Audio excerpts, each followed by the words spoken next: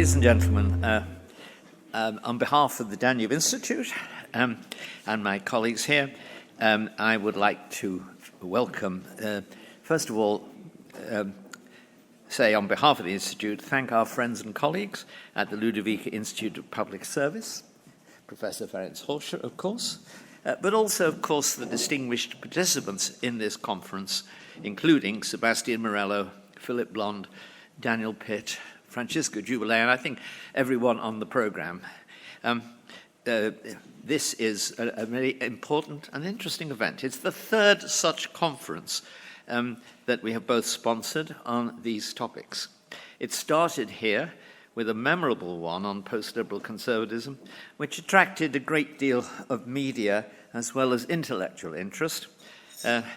And we never shrink from controversy, and we we're delighted that this series has continued, which is to say a series of serious conferences addressing in an academic way important moral and intellectual topics in modern politics, particularly on the right, but not necessarily reserved to the right. My own very quick thoughts on the topic of this conference, free speech and free thought, British and European conservative visions of the future of Europe, are as follows. First of all, I think we must always be aware of the distinction between free speech as an expression of antinomianism in a context of liberalism at the end of its tether, and free speech in the tradition of a civilized society in which the restraints that always attend liberty are internal rather than external and legal. These two different situations of free speech have very different consequences. As an expression of antinomianism, free speech eventually degenerates into both private arguments and private corruption, and also arguments of public, really, which are a form of public disorder. Free speech in the civilized context is has an interesting paradox. In a context of a tradition of public debate and argument, it is possible to have almost no legal restraints on free speech without it becoming a source of major problems for society. And these tend to ensure that free speech is used to advance truths rather than to shock without, I would say, to shock without awe. Second, and I'm following Orwell here, we should not really, and Orwell is in important respects a conservative as well as a socialist, we should avoid restraints on public speech based upon its content. Instead, we should look at the impact that free speech is having on particularly public order and also private security. Libel and slander are obviously post-publication restraints on free speech, and they are justified. The other two restraints which are justified are no betrayal of military secrets and no damage to reputation without compensation. But the third point is perhaps the most important, and that is that the woke revolution we are now seeing in all our societies, on both sides of the English Channel, it means that the attack on free speech will be far more thorough and fundamental, and the attack on free thought equally so, than we have faced in the last few hundred years. Because in the past, our opponents on the left felt to some degree restrained by their own commitments to free speech. Now I'm talking here of old-fashioned liberals rather than Marxists. And that meant we had allies in defending a proper tradition of free speech in a way that is not true when we are facing the new woke revolutionaries. And that gives to this conference, in addition to its academic quality, it gives it a strong impetus of public interest and concern. So having said that, let me invite my colleague, István Kiss, the Executive Director of the Danube Institute, to say a few words of welcome to. Thank you.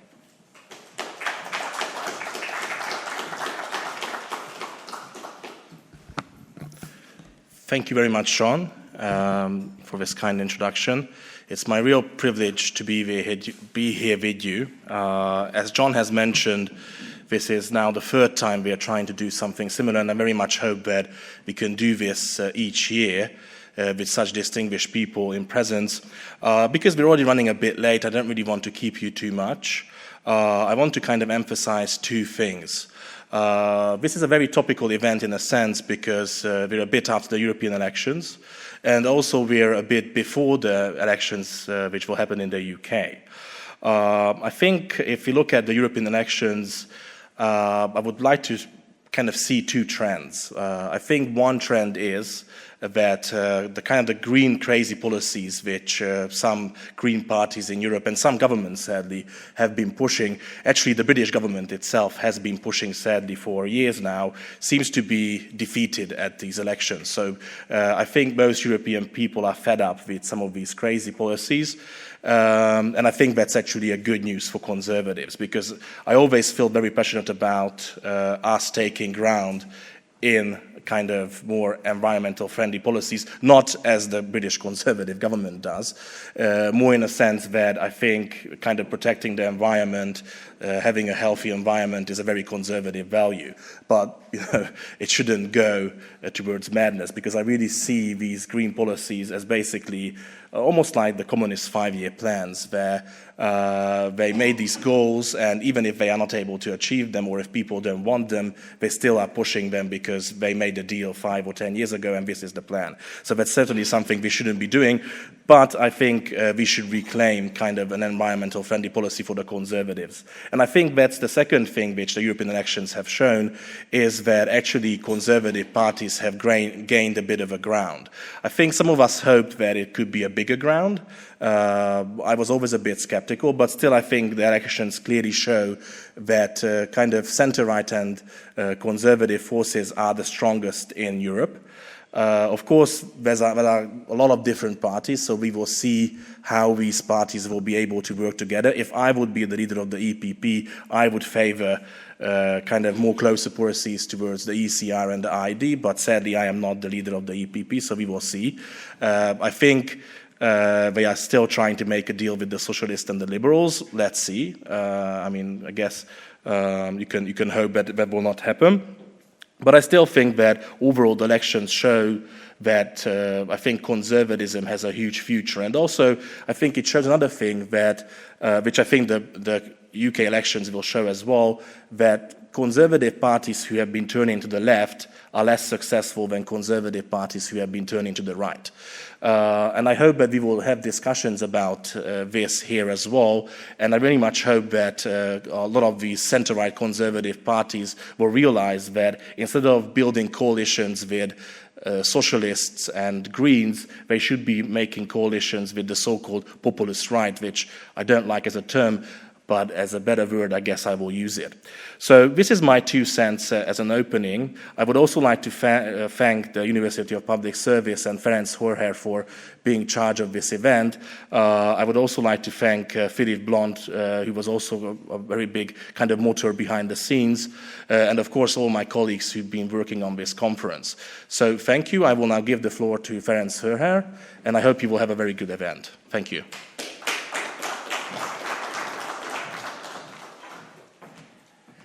Thank you, István, and welcome everyone.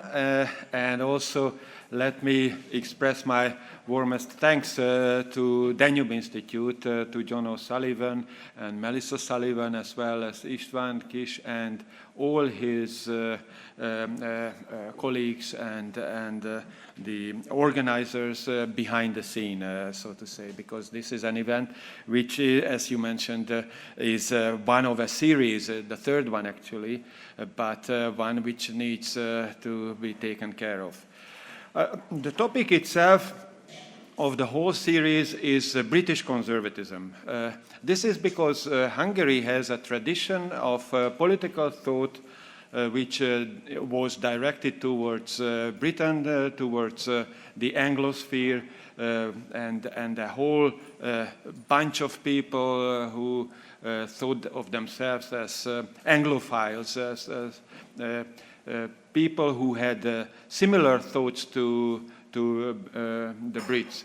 And this is something which is quite interesting nowadays for those who think that there is a continental conservative tradition which might be distinguished from the British one, and which might be taken as competing with the British one. And I think this is an opportunity to bring together these two groups, British conservatism as it really should be seen, represented by British conservatives, basically, and the continental people who are interested in conservatism, and let's see how the two of them interact with each other, because I think that conservatives confront a very difficult period. This is the period of a cultural revolution, one which causes serious crises in many countries, mostly in the Anglosphere, like in the US or in the UK. But the shadows are coming over to Europe as well, and the European institutions. And we are now in a year of elections on a European level in the US, and by now we know in the UK as well. So a whole new era might come with all its challenges.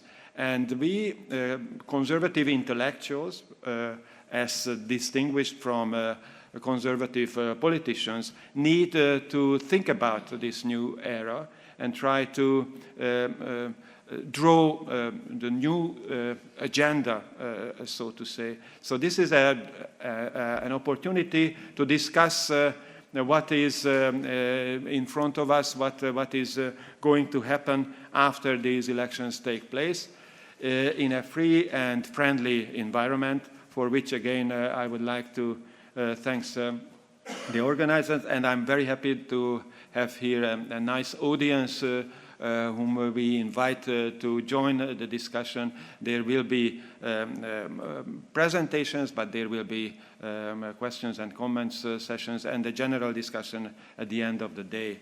So I'm sure that it will be something that is worthwhile to attend to, and thanks for all of you if you join us in that. So let me give the floor to the chair of the first session, who is John O'Sullivan.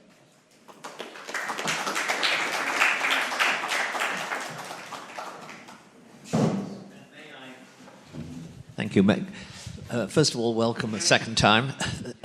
May I invite our two speakers on this panel to join me. First is my colleague, Callum Nicholson, who's recently joined us, having been here previous as a fellow, as our new research director. So, Callum, this, I think, is your first time treading the boards here in your new position, so welcome. Daniel Pitt is an academic at the University of Sheffield. You are a member of a political department, which I would say in the last 20 years has been extremely influential and important. I associate it with Andrew, the academic who is on the left, but who has made a specialty of conservatism. I don't know the details of your department and so on, but I do know that I have found Professor Gamble a much fairer critic of ordinary rank-and-file conservatives than most conservative politicians and academics. So I think that I welcome you here on your own basis, but also because I think you're representing what seems to be a very fruitful and lively academic tradition in your own university. So thank you very much for being here. We're talking about European values and British political realities this morning. I think I'll have a number of points that I will want to press both speakers on, but let me begin by inviting, first of all, Callum to address us on the topic, and then we'll move on, David, to you, and then we'll move on to you. Do you mind if I stand up? You can. Oh, it's up to you. Okay. Jana Potkivanok. Good to see everyone, and thanks for the invitation to join the panel today. So I wanted to talk about European values because we talk a lot in conservative circles about European values, and particularly in the context of the vision for the future. And there's always this discussion of the need to preserve European values. There's also a general discussion, which really has been going on since Spengler, who wrote his book Decline of the West 100 years ago. There's been this on-running discussion about the decline of the West. But something I often find that is lost in this discussion is a clear sense of what are the things that we're talking about when we talk about the loss of European values, or what is under threat, what is in decline, and what is in need of preservation if we're going to look to the future. And often when people talk about European values, they'll say something like, well, Judeo-Christian values. But again, people don't really go into much detail as to what they actually mean by this. Perhaps there's some abstractions about human rights, or an appreciation of beauty, or classical music, or these sorts of things. But I always find that, analytically speaking, I struggle to see the through theme. I struggle to see the essential essence to all these things. What fundamentally is different about Europe? Because often when people cite different values, they're ones that can be found in various forms in other places, and that's inevitably going to be the case. But what I want to suggest today is put to you maybe a theory or a suggestion as to what the shared essence of some of these values might be. And I think it's something that we might find to be rooted in the history of Christianity. Now, I think if you're European, regardless of whether you go to church or not, or consider yourself a Christian or not, you're probably a Christian, because that's the cultural waters we swim in. I didn't go to church growing up. My family were not religious. But I'm very aware that my frame of reference is entirely Christian. My moral system is very different than what you might find in China, for instance. I used to live in China. I see the world through Christian eyes, whether I think about it or not. And I think there's something very interesting in the Christian story. The image of Christ on the cross is something that we're also used to. It's the globe's probably most prominent symbol. And I think sometimes we forget what a revolutionary image that is, what a shocking image it is. The idea of a crucified man, a man nailed to a tree, is the most shocking image. And it's kind of rated 18 sort of for violence, and it's the central image of the culture. And if you think about it, it's quite a counterintuitive, revolutionary idea. But for a very particular reason, because typically throughout human history and across culture, what's tended to happen is that when you have a religion emerge, the leader, the man with the power, tended to be closest to God. So the king was seen as almost God's emissary on earth. Of course, the thing that's really revolutionary about Christianity is it inverted that. It said actually it's the man who's not just suffering, but suffering the punishment the Romans dealt out to slaves. And the crucifixion was a shocking it was the worst common punishment the Romans had, because it was both painful, but it was also humiliating. It'd be done in public. And so this idea of the man nailed to the cross being actually, in a sense, closer to God is an extraordinary idea. You think of how politically revolutionary that is. And in a sense, what it is an image which is the negation of power. It says, you think power lies here, actually it lies here. And in that sense, it's quite revolutionary. And I think that negation of power, that flipping of the script, which is quite central to the Christian story, when you put aside the doctrinal elements and the actual canonical elements of the religion, if you look at that fundamental revolutionary shift, it is extraordinarily revolutionary and so different from really anything else. But I think that sense of negation, of contradicting what you might think, approaching something from a different perspective, is fundamental, not just to the Christian tradition, but to the whole culture that might be said to be a product of it. which is in many places, but certainly in Europe. And I wanted to suggest to you that this act of negation is something we actually see is actually the central quality of a whole range of different activities that Europe has championed or honed or made universal subsequently through colonialism. But I want to suggest that negation is central to almost all the things we might look at as things that Europe could be quite proud of generating. So I'm just going to walk you through a few examples, and then I'll end. First, obviously, democracy. When we look at the political realm, we have democracy. Strong tradition of democracy the last few hundred years in Europe. But actually, we often think that democracy is the power to vote someone into power. But it's not really what the power is. Every system of politics has a way to get someone into power. Kim Jong-il got into power. Mao got into power. The revolutionary thing about democracy is the negation of power. It's the power to remove someone. So the power of our vote is not to vote someone in, it's to vote someone out, which is kind of obvious if you think about it, because when a politician says, I'm going to do X, first you don't know if they will do X, and you also don't know if they do X, if it will work. But you do know after a few years whether they did X and whether it worked. So the real power is removal. So in a sense, democratic power is a negation of power. It's a negative power. Okay, freedom of speech, another example. Freedom of speech, something that Europeans have championed for a long time. Often freedom of speech is framed as this freedom to say what we want. But it's not really, and maybe it's a consequence, but it's not really the point. It's not about you and I being able to say whatever we want to each other. It's about our relationship to the state. It's about saying, not so much I can say what I want, but they cannot silence us. And that's the power. It's a negation of power again. It's not the freedom to say what you want, it's the freedom from being restricted. Another example in the law, we presume innocence until proven guilty. Again, it's sort of a negation of the will of the person with the accusation. It's saying, let's just wait. You could even look at medicine. You say the idea of do no harm as the first principle is, again, quite kind of a negation. It's saying, well, okay, we may want to do other things first, but let's make sure we do no harm. I'd even look at psychotherapy. Psychotherapy is an interesting evolution of Western culture the last 130, 40 years, maybe. And it's quite interesting. In England, if you go on the NHS, the National Health Service, they will say that they provide talking therapies. You can go to talking therapy. And I've always felt this framing completely misunderstands what psychotherapy is, because psychotherapy is not talking therapy, it's listening therapy. Because actually we all talk in our lives. We all know the facts of our lives, but most of us, or many of us, certainly don't often have someone who will listen attentively for an hour without much judgment. And actually a good psychotherapist doesn't know the facts of your life, but they can ask you the right questions non-judgmentally, so maybe you connect the facts differently. So instead of seeing the world one way, you see it another way. In Wittgenstein's terms, instead of seeing a duck, you see a rabbit. You know that image of the duck-rabbit, where it's the same image, and you can see it two different ways.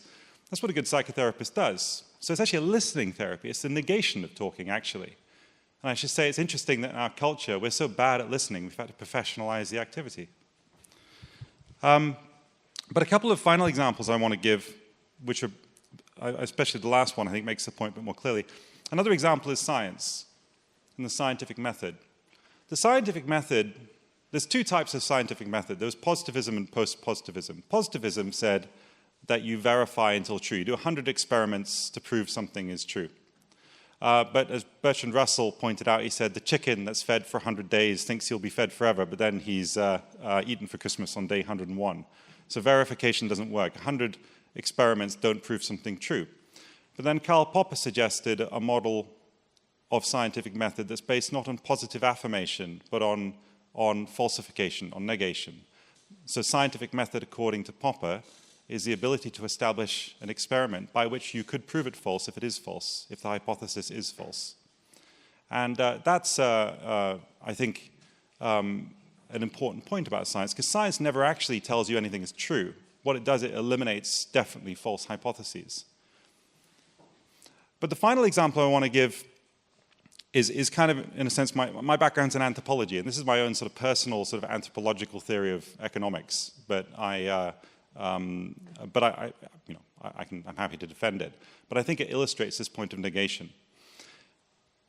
there's loads of theories out there in economics that say, what is economics? You know, what is the market? What do we pay for when we pay for something? And people will say things like, well, we pay for goods or we pay for services. So we pay positively to have something, a good or a service. I think this is wrong. I think actually, when we pay for something, we're not paying to have something. We're paying not to have something. Specifically, we're paying not to continue the relationship with the person we've transacted with. If you think about what our personal lives are like at home, if someone cooks dinner, you don't then pay your girlfriend or your boyfriend after they've made you dinner. You might wash up or take the trash out, and vice versa. Human relationships are actually reciprocal. I do something for you, you do something for me. And this is the same, of course, in traditional societies. You had the guy who was a fisherman and the person who was the gardener, and they swapped, and they gave you some cucumbers for a fish. It was a reciprocal arrangement.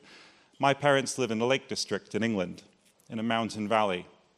And at night, when there's harvest season on, the sky in the valley is lit up by the arc lights of the tractors, just caning it up and down the valley, trying to get to each other's farms, because different farms' fields mature at different rates. And so all the farmers will go and help a guy with his field before the rains come. They don't pay them to do this. They'll work until 3 in the morning, the massive lights just arcing up the sky. But then 2 days later, when the other guy's field's ready, they go help him. It's reciprocal. It's not a market. The point is, though, when we're in a complex economy, when we're in Budapest, just to get here today, I've had about 4 transactions. I bought a coffee. I then had to buy a second coffee. And then I got a metro, and I probably bought something else. I can't even remember. Probably had 3 or 4 transactions already today. Thing is, when I buy the metro ticket, I'm not going to go back tomorrow, find the guy who sold me the ticket, and do something for him. I can't. I have too many transactions every day. When you go to a restaurant and you get a meal, you're not going to go back the next night and cook for the guy in the restaurant. And which is actually what we do at home. It's what we do with our friends. You know, someone buys a round of drinks today, you buy the round of drinks next time. That's a healthy human relationship. But obviously, most of our lives in these complex economies, we don't have the ability to reciprocate or ever even meet again half the people we interact with. And so what we do, we give them a token. We'll paper token saying, in lieu of continuing the relationship, I give you this piece of paper. This is worth $2, this interaction. So if you think about what the economy is, it doesn't matter if it's goods or services, whatever you're buying. I think the concept of a market economy is we're not paying to have something positively. We're, by negation, paying to not have something, not to continue the relationship. And I challenge you to think of an exception to that. And there may be, but I can't think of one. The reason I mention all this is that all of these things are things that Europe either invented or have taken to a sort of logical extreme, or perhaps too extreme sometimes. But if you look at all these things I've mentioned, if you look at democracy, freedom of speech, innocence till proven guilty, do no harm in medicine, psychotherapy as a listening therapy, the scientific method as falsification, economics as paying not to have something. If you accept that argument, they're all basically, the central quality they all share is negation. It's not something positive. It's negation of things. And this is something I think deeply rooted in the Christian tradition of a negation of worldly power, saying actually power is with the person you least expect, in a sense, the tortured, humiliated man nailed to a tree. And the reason I think this is relevant now when we talk about the future of Europe and political values is that what we're seeing, I think, increasingly is a technocratic mindset, a data-driven mindset, taking over all elements of our culture and our lives. And I worry about this because it's not founded on any negation of anything, on the humility of negation, the humility of saying we're not sure. It's founded on the hubris of thinking, no, we have the answers, that we're the ones we've been waiting for. Isaiah Berlin had an interesting comment. He said, the pursuit of the ideal is something central to, certainly has become quite a central conceit in European culture. And he said it presumes that answers exist, that we can find them, and once found, we can act on them to the greater good. And I'm not sure, and he says he described this critically, and I think there is this hubris of assuming that we can positively find answers to solve all our problems, instead of perhaps starting from humility to say, perhaps they're innocent until proven guilty. Perhaps the politician doesn't have an answer, so we should maybe have the power to remove them. Perhaps the authorities don't always have the knowledge, so we should be free to criticize them, and so on. So I just wanted to make this opening comment, I suppose, just around if we're talking about European political values, if we're talking about a vision of the future, of what would a conservative future look like in Europe, what are we conserving? We talk so much about European values. So many conferences happen where people say about virtues and values, and it's interesting, but at a certain point you have to ask, well, what's the common thread?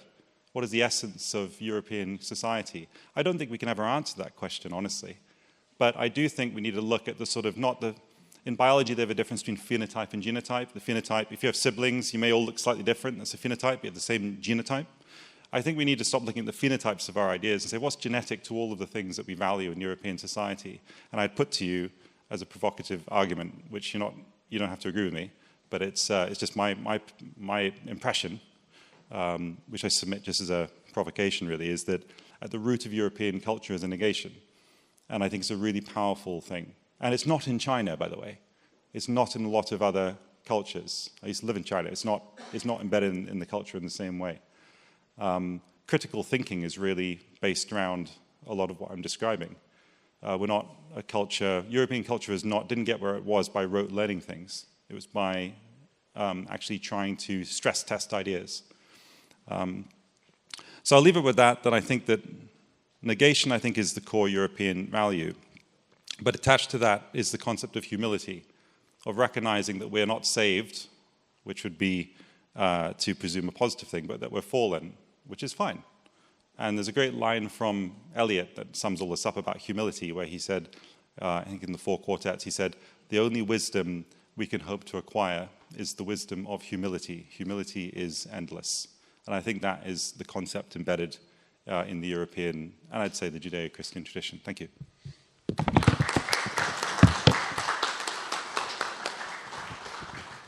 the floor is yours.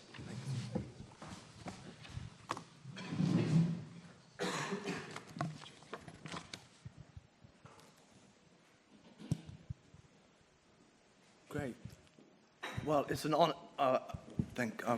It's an honor to follow Callum. That was a wonderful talk, and very much enjoyed it. So, 2 things. Former Prime Minister Liz Truss, in her recent book, says that Britain should come out of the ECHR, the European Convention on Human Rights. And also, the late, great Roger Scruton also argued this in 2006. So Liz Truss is behind the curve if you take Scruton as articulating this, at least 2006, even before. So this setting, and also about British political realities, I thought it would be a good thing to look at the manifestos, the Conservative Party's manifestos, to give an idea of where the Conservative Party has been thinking about Europe, inverted commas, what became the EU, and the ECHR, including, which Callum also noted, about human rights. So I thought, in a very conservative way, that if we're going to look forward into the future and into a vision, what's the best way to do that? Well, it's to look backwards and look and see if we can learn from history. In particular, official policy. Where is official policy in the manifesto? So I've taken a broad sweep, broad-ish, and looked at the manifestos from Churchill to Johnson.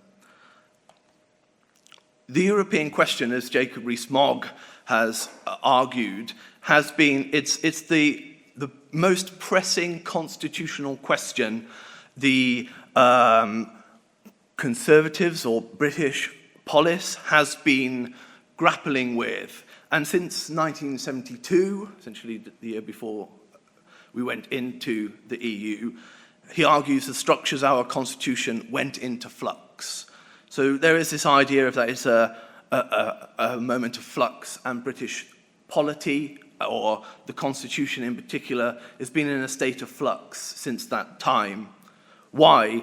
because they're entering into the EU, and more recently they're incorporating into the European Convention on Human Rights into British law. This is one of Tony Blair's radical constitutional moments. There are people now discussing this widely-ish, in my circles at least. People like Peter Hitchens and David Starkey are drawing attention to this. So it's become a hot topic. My argument is this, that the official Conservative leadership policy that is within the manifestos have not seen this as a constitutional question. What is Europe? What Europe should be has not been a constitutional question. There have been groups, and the Vote Leave campaign was all based on sovereignty with immigration, but the take back control was take back control of your constitution, of your sovereignty. But the Conservative Party have not seen it like this. They've seen it on things like leadership on the world stage, so it's influence, an economic question, a foreign policy question. How does Britain stand in the world? What's the relationship be with the United States, with the Commonwealth, with Europe? And also a political one of political positioning. So it's been a multifaceted, different perspectives on it, but I argue, but not a constitutional one in the manifestos. So the Conservatives have argued about Europe and what it should be, but with constitutional silence. John Major's was actually a breaking point, actually, which is, you may, it was the first manifesto to articulate a constitutional vision of Europe. Essentially, up until 1974, big moment, of course, with Heath, they were seen as non-issues. Heath very much saw the manifestos in terms of foreign policy, and also, in particular, this idea of that being attached to the single market would reinvigorate British industry. So here are a few positions. Here's my typology of how Conservatives have looked at the Brexit question. So people like Jacob Rees-Mogg, Brexit first, get Brexit done, no matter what. Theresa May, I argue, had a union first. She put the position of Northern Ireland front and foremost. There's others like George Osborne, that it was the economy first. It's all about growth. It doesn't matter about constitutional implications. Influence first. So you think like you can see Clark, Major. They talk about, well, we're in Europe. If we're in Europe, we are influential. We have influence with the US. We have influence in Europe. So an influence first. There's also a sovereignty first relationship, and also trade, so Heath. It's all about the flow of goods rather than constitutional niceties. So these are the positions that you can see in the Conservative Party from 1945 onwards. There was a huge policy shift, a paradigm shift, back to Eden, Anthony Eden's position. So in Eden's manifesto, which is called United for Peace and Progress, he was absolutely categorical that Britain would not enter a united Europe. Just a few years later, in Macmillan's, there was a paradigm shift. Macmillan was in favour of membership, and that was then the policy for 48 years within Conservative manifestos, was to be in the European, what became European Union. This only went back to its original Conservative Party's post-World War paradigm, a sort of the Eden paradigm, only in May's administration in 1997. So this is, you can see that you've had a short period after the post-World War. Churchill didn't go for it. Eden didn't go for it. Then you have Macmillan's shift, and then you have a paradigm firmly in place in the leadership, in the manifestos, not groups advocating and debating around it. But this was again viewed in a nice little quote here from the manifesto: Brexit will define us, our place in the world, our economic security, our future and prosperity. Again, the relationship with Europe was based on an economic vision and influence in the world, so foreign policy. So here's some examples. Churchill's two manifestos of 50-51 explicitly saw United Europe as a foreign policy issue, actually prioritizing relationship with the US, then what was becoming then the British and Commonwealth, the Empire, and then Europe at the very, very end. So he had this hierarchy in his manifestos: US, Commonwealth, and so on. Let me read this to you. Britain must continue in ever closer association with Western Europe and the United States. So he didn't see this as an either-or choice, but he wanted, he said, to continue to labour for a united Europe, but without Britain outside it. So Macmillan changed things. As I said, the paradigm shifted, and Macmillan saw joining the bloc as embracing free market, embracing all Western Europe, industrial free market, so an economic position. Also, again, stating a relationship with the USA and Russia. Heath, very much about influence in the world. This creates Action Not Words, 1966. Exert her full influence in the world by joining the EU. The idea of enlarging the European economic community. So this was Heath's manifestos were all about influence in the world. Great manifesto here, the great Iron Lady. Again, those things, of course, upholding parliamentary democracy, strengthen the rule of law. This was actually in regards to trade unions, which was really a salient position and important. Again, it was about the genuine common market. Then Major, this was the big difference. Major actually starts to, in You Can Only Be Sure with the Conservatives in 1997, starts to thicken out a vision of Europe. No to the single currency, actually no a referendum guarantee. So didn't actually rule it out, it would be a referendum. Why? About the single market, foreign policy, Britain's place in the world. Again, we can see this in Cameron's manifestos. Yes, it's too undemocratic. We don't want ever closer union, block European legislation, but again, the benefits of the single market. Here comes the shift, the paradigm shift, back to Eden's. Out 1997, and Get Brexit Done was seen then as a perspective across foreign policy, influence in the world, and economic and trade. So what about the ECHR and human rights? Well, this was an overhaul of the Constitution, and it's interesting that the Conservative Manifesto do not address human rights at all for over 100 years.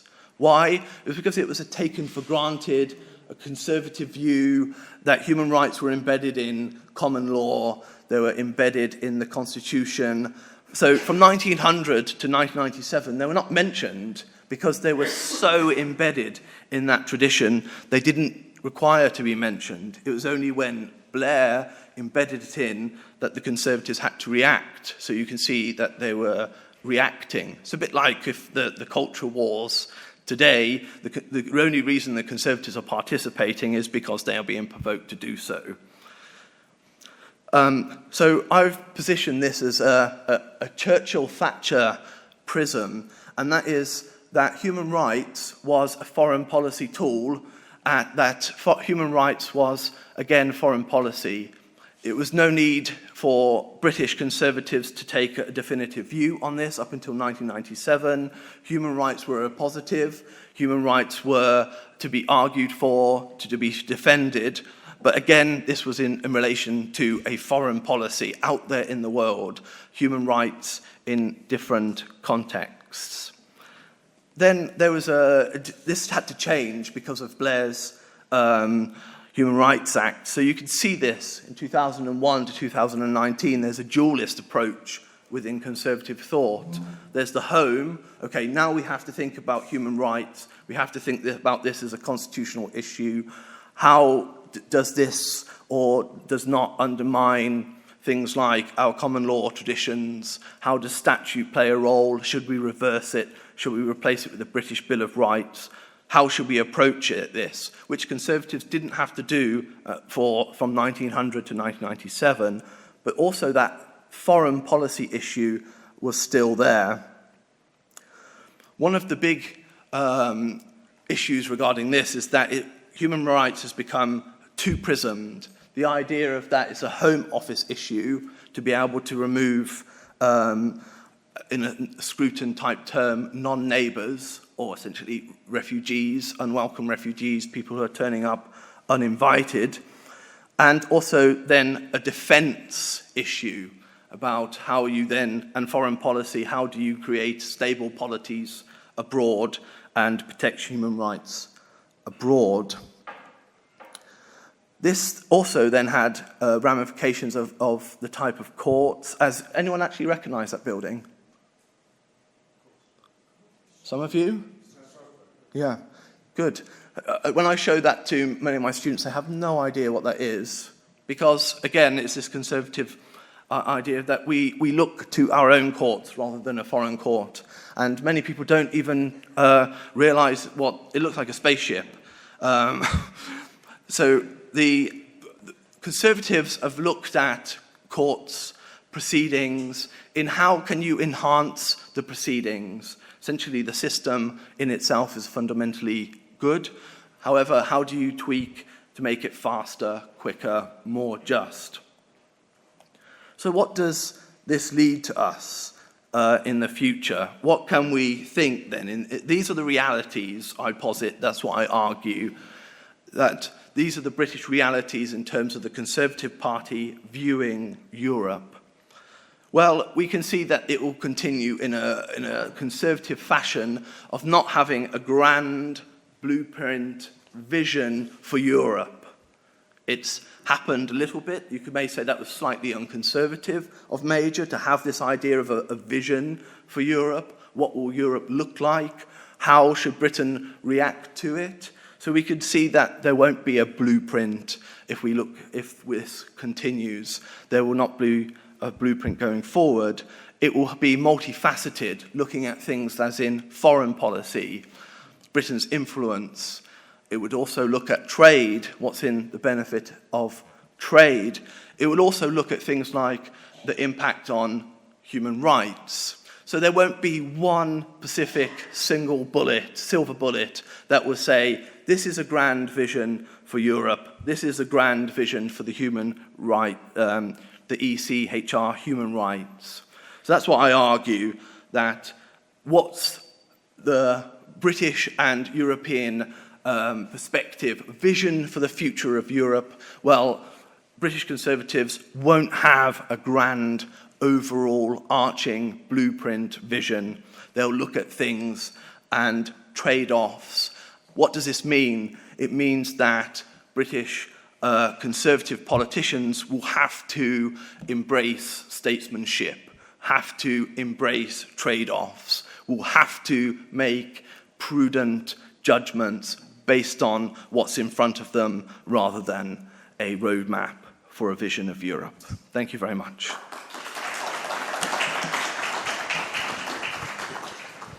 Daniel, thank you very much. Now, let me begin by asking Callum a couple of very basic questions.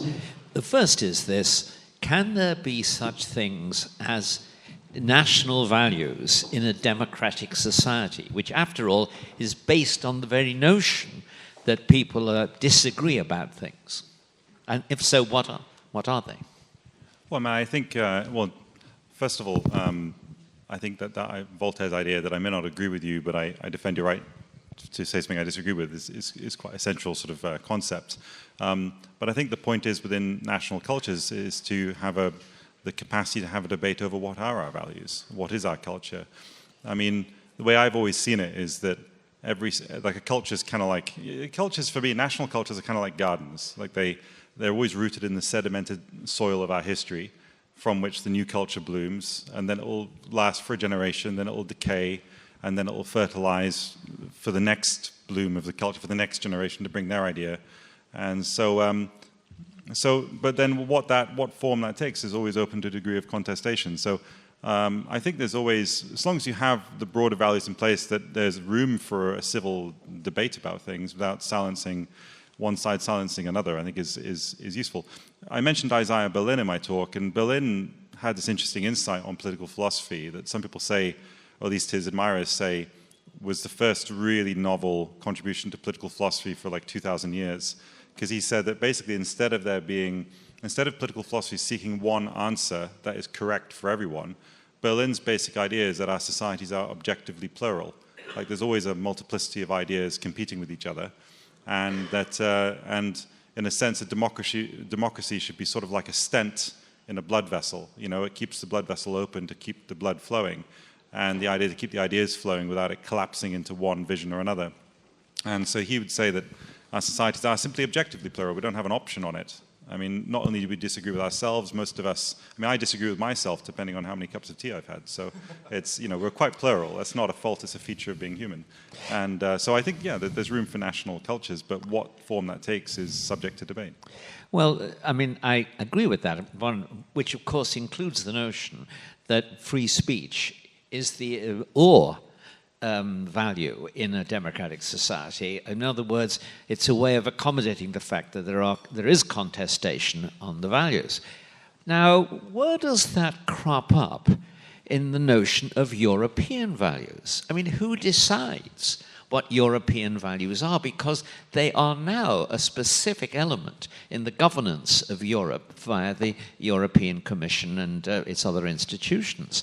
And that's part A. Part B is that does not seem to include freedom of speech. The desire to regulate in the European Union is much stronger than it has been in the post-war period generally, and in matters like information, disinformation, malinformation, misinformation, it is very active in attempting to crack down. And in the case, for example, where has it been democratically or otherwise decided that the Hungarian government, take the obvious modern case, is not entitled to pursue an immigration policy which is different from the EU, and not entitled to pursue a family policy which is different from the EU.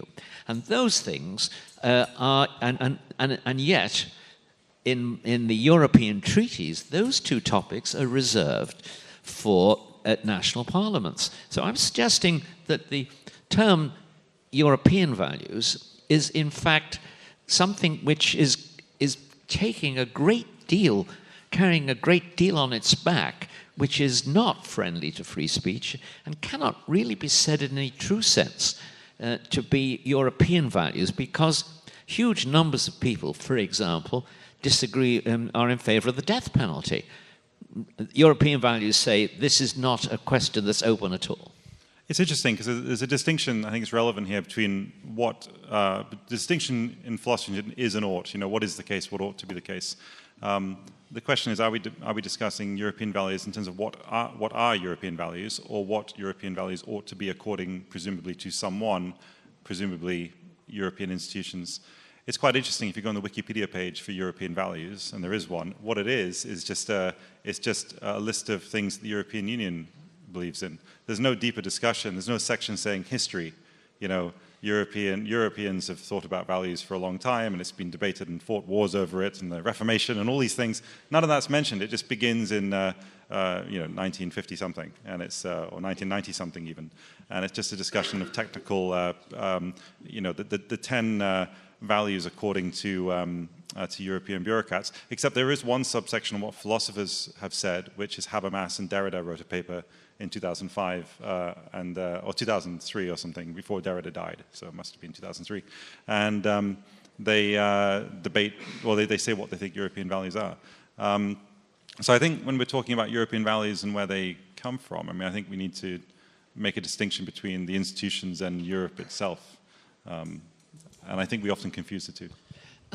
Let me turn to Daniel, but that was a fascinating tabulation of the different positions taken by different politicians in the Conservative Party on Europe. Now, what about the common law tradition in defense of free speech? Because that was really very plain. You could say anything you wanted unless it created a problem and had to be addressed by the courts. That is not the Roman law tradition. And as a result of being within the European community and then Union for how many years? Basically 40 years.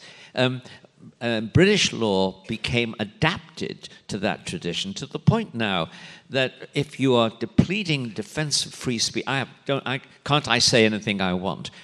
A series of tests are applied by the courts. The final one seemingly being, according to a lecture we had here recently, the final test is, well, is this something a Nazi would say? And if you can convincingly say no, a Nazi wouldn't say that, then you might be able to get away with the defense of free speech. But otherwise, it's a different legal tradition which is changing the concept of British values to shift them towards something else. I think that's absolutely right. Britain's relationship with the EU constitutionally, because of its legal system, the common law tradition, and the way that it dealt with conflict, and the idea of that you were free to say anything that wasn't explicitly ruled out, rather than vice versa, that you are not allowed to say this, but you can say that. It's created a whole flux going through the British system in the courts, and many of barristers and so on, that they're not embedded into the common law tradition as much as they once were. We see a lot more of Roman law coming in. We see much more of a codification of our law. We can see this in our constitution. We normally say it's unwritten or uncodified, and we start to see it more codified coming in. And this had a whole effect on free speech. And the final bit about it's a logical fallacy, and it's unbelievable that the courts would use this, that if you say something that someone else says, you are tarnished by association. So, okay, everyone who's a vegetarian, you're tarnished by association because Hitler was a vegetarian. It's just absurd. It's a logical fallacy that's been around for a long time, and we should fundamentally reject it. Let me give you, I'm going to ask a question which both of you can answer, and then I'm going to throw it open to the floor. I want to raise the question of whether or not the notion of official values, and that's what we're dealing with when we're dealing with the courts and also the European institutions in particular. One has to ask, is the notion of official values not itself an authoritarian, even perhaps totalitarian concept? Once it goes from being a lot of people arguing and contesting different points of view, once it goes from that to an officially listed values. And I would apply this argument not only to Europe and Britain, but I would apply it to the notion of un-American. I've never been happy with the notion of un-American because it implies that you're not allowed to say something because you grew up in a particular system, and I'm rather skeptical of that. Now, the case under question would be in a court case 2 years ago. The judge concluded that was that the view that men and women were different, and that the concept of saying a trans woman could not be somebody who was biologically male could not be a woman was not worthy of respect in a democratic society. Now, that judgment was later overturned, but nonetheless, it is extremely interesting that something which seems to be both scientifically accurate and has been accepted morally as a piece of everyday common sense should be subject to a legal judgment of that kind. And I wonder whether we shouldn't be really worried about that. I think official values has difficulties. Let me just give you one. Equality. And conservatives could say, I'm definitely in favour of equality. I'm in favour of equality under the law. Everyone has equal rights and treated equally under the law, and under God. We're all equal. God is we all have the image of God in us, so we're all equal. But then a socialist would be saying, no, it's all about outcomes, that someone has a little bit more money than the other person. So that's what equality is. And liberal will come in and say, no, equality means it's not outcome, it's opportunity. So you could have, sounds like a start of a bad joke, a conservative, liberal and a socialist walks into a pub and they talk about equality and they all say they're for it, but actually in a completely different way. So if you then have official values which you impose and say, you stand for equality, I say, I do, but define it for me. Yeah, I just thought I'd comment on this, that we kind of forget sometimes what is politics. Politics exists because, as Berlin would say, we are objectively plural in our values. If you have two people who see the world in slightly different ways, eventually they're going to disagree, and then they call in a third person to arbitrate over that, and that's the invention of politics, is that we say, okay, we need someone to oversee and make a decision on this, not because one is objectively right and the other is objectively wrong, but subjectively we decide this is where we're going, for better or worse, for now, until we change it. Politics is the contestation of values. So the notion of official values is almost removing values from politics. And we see this across society right now. Jonathan Sumption has done some interesting lectures. He did the BBC Wreath lectures in 2019, I think, maybe 18. And they're really interesting because it was about the law and politics. And he said increasingly questions that should be left, that are inherently political questions, are being farmed out to the courts. As if somehow the men in wigs have the authority, perhaps, of being closer to truth. And a similar status we give scientists today. In a secular culture, we no longer turn to the priest for moral authority. We turn to the courts, we turn to the scientists. And it allows the politicians to absolve themselves of any responsibility or obligation to do anything, because they're saying the experts, the lawyers, or the judges, or the scientists will deal with it. So this notion of official values is concerning, because the whole point of politics is that, in a sense, there are no official values. There's always contested values, and we need a way in which to negotiate those without leading to civil war, basically, and that's why we have politics. And it's also worth noting, though, if we do have some official values, it would seem to me more ones of process to allow for this sort of contestation of plurality, to allow them to work this through. So freedom of speech, democracy, the ability to remove someone from power, innocence still proven guilty, all these sorts of things as principles or processes of society, I think, should be official values in a sense, or official processes. It's the difference between opportunities and outcomes, which you mentioned. Increasingly we hear about people saying we need equality of outcomes, so same outcome in every job, there should be 50% men, 50% women, this sort of thing. But obviously the other view, as you mentioned, is the equality of opportunity. And I think, in general, it's quite useful to create a society where no one is restricted from doing something if they want to do it, but we shouldn't insist that someone must do it. And I think that's probably as far as we could go in terms of official values. But when we hear official values about outcome, what we're seeing is the political removal of politics, which is almost like a state of exception to some extent, which leads to dictatorship. Let me just make one point. I would say on a platform like this, yes, I'm in favour of equality of opportunity. It seems about the least offensive way of presenting a pro-equality point of view. But I don't want the police to be able to go into people's houses and take away books on the grounds that this is equalizing educational opportunities, and in fact making sure that families are not able to try to give their children a better start in life.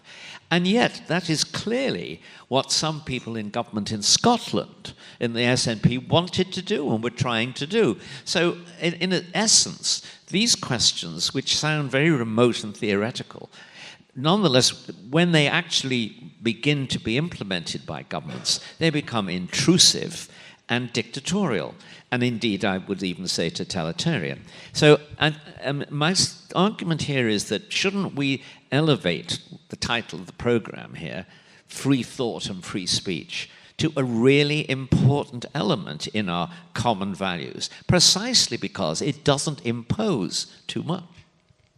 There's a distinction, again, Berlin made between negative and positive freedom. And negative freedom is, I am not someone else's slave. And positive freedom is, I am my own master, basically. And this idea that we're not someone else's slave, I think, is quite, I think, the more important, really. And then again, it comes back to this idea of negation, I think, that, if someone can come in and remove your book to make things, I don't know if that's precisely what's happening in Scotland, but if that's what they understand equality of opportunity to be, that if someone has an extra book, they should have it removed, rather than printing a new book for the second person, that does seem to be rather dictatorial. Well, I mean, they didn't actually do that, because they didn't get the actual bill through. But they were proposing to have every child appointed a guardian by the government to make sure that the parents, in a sense, treated the children properly. Now, let me throw open the debate to the floor. I think there is somebody who's got a microphone to carry around. Yes, the gentleman is there. Would you raise your hand, please, if you'd like to ask a question? Yes. Oh, Sebastian.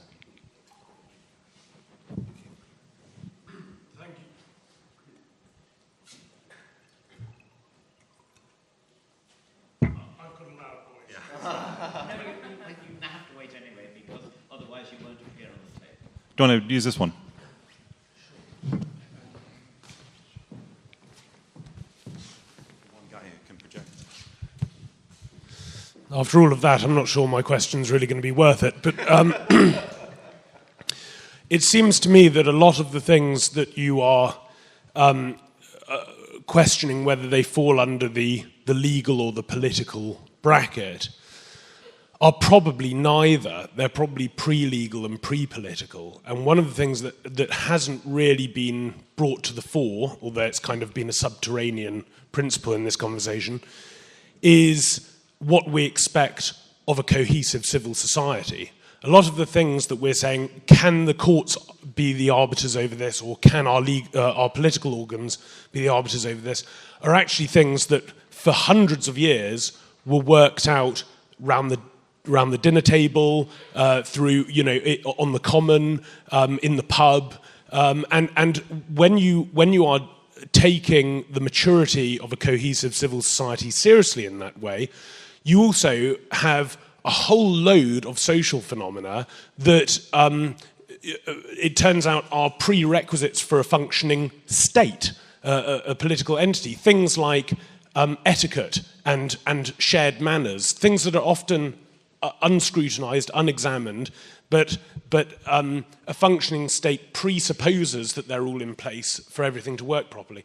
So it seems to me that there's a very important prior discussion that's being missed here, but maybe I've missed something. Thanks, Sebastian. No, you haven't missed anything at all. I agree. The problem is that the fundamental building blocks of society, the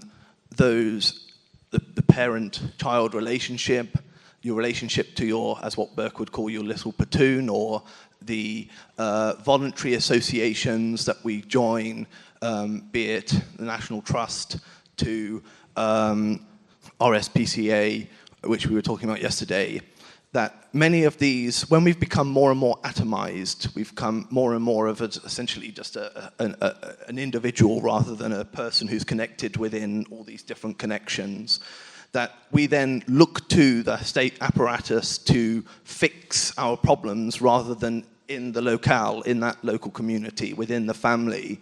And you can see that family breakdown, instead of sorting that out within the family, it goes to the courts to sort it out, how long you're allowed to see your children, when, and so on.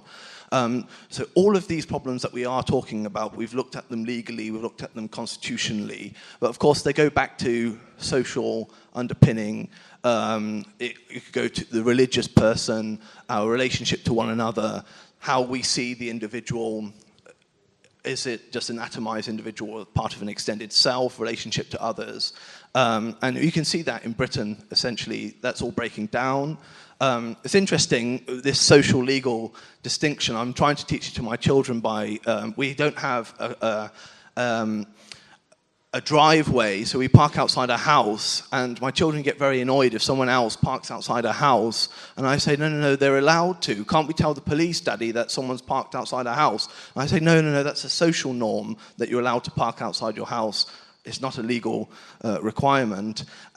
So I think this is fundamentally important. It's just that we've just looked at a different angle. Yeah. Oh, Callum? Oh, I should say, I've got nothing really to add, actually. I mean, I agree with you.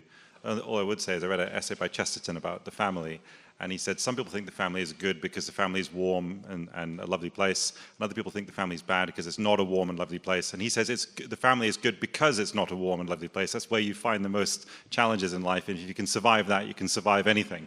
So Chesterton, so that would be a negative view of the family, I think, which fits my argument. Yes. I remember hearing Hugh Trevor-Roper once respond to the argument that we were moving happily to a global village. He said, well, he'd lived in the village, and it was a place of spite, bitterness, anger, hatred, and division, and poison pen letters. So I think we need to think a bit these metaphors. Good, next question. It's gentleman there.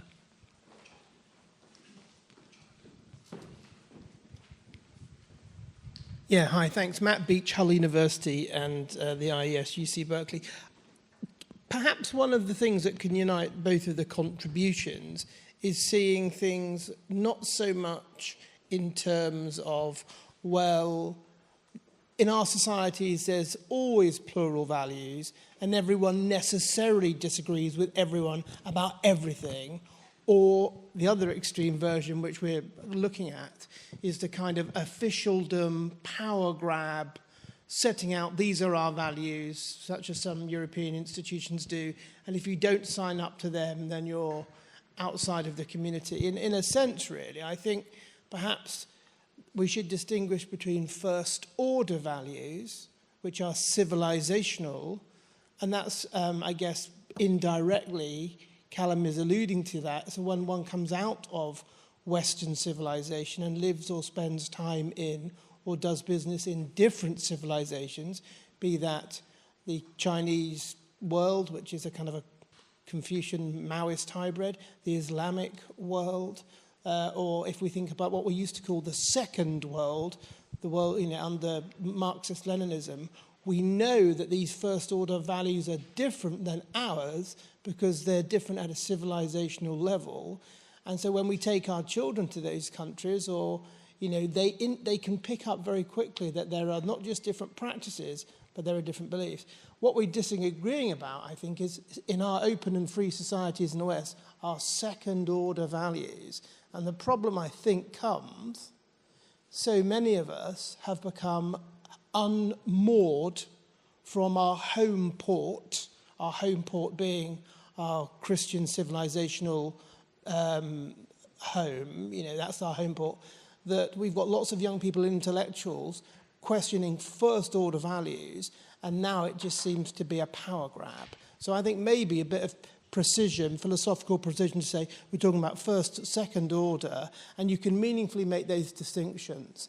I think you can meaningfully make those distinctions. And if someone pushes you back and says, oh no, this is all morally relative, then you say, by what standard is it morally relative? And would you raise your family in that civilization with different first-order values or that civilization? Thanks very much.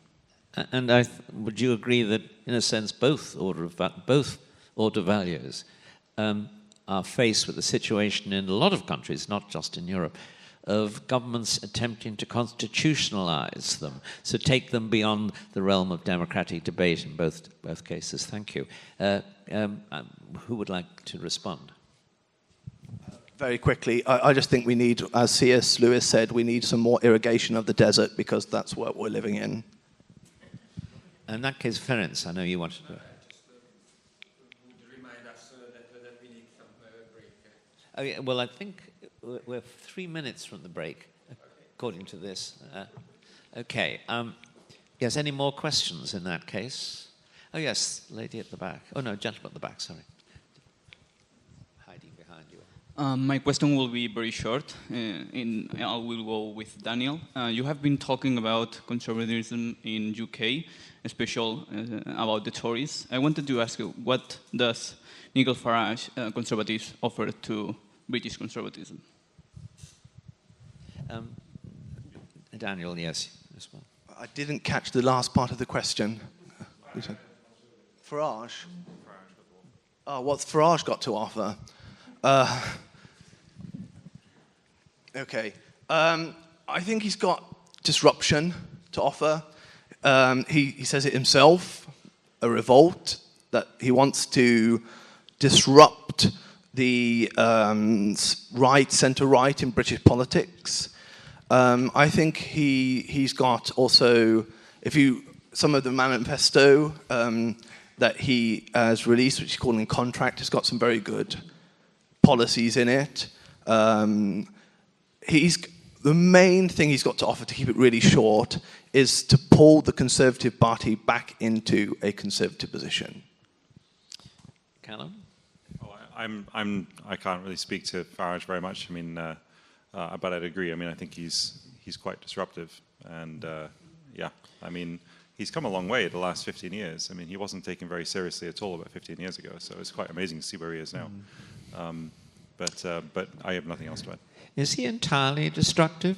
I seem to remember before the last election that he was offered the choice of either running the candidates he wanted to, in order to have a choice of being represented in Parliament, or withdrawing from competing in the Conservative-held seats in order to make it more likely that they would be elected and carry Brexit through. It seems to me that was from the standpoint in which he elected not to run and therefore not to be part of Parliament and so on. And I think that was quite a generous and creative, or constructive anyway, attitude.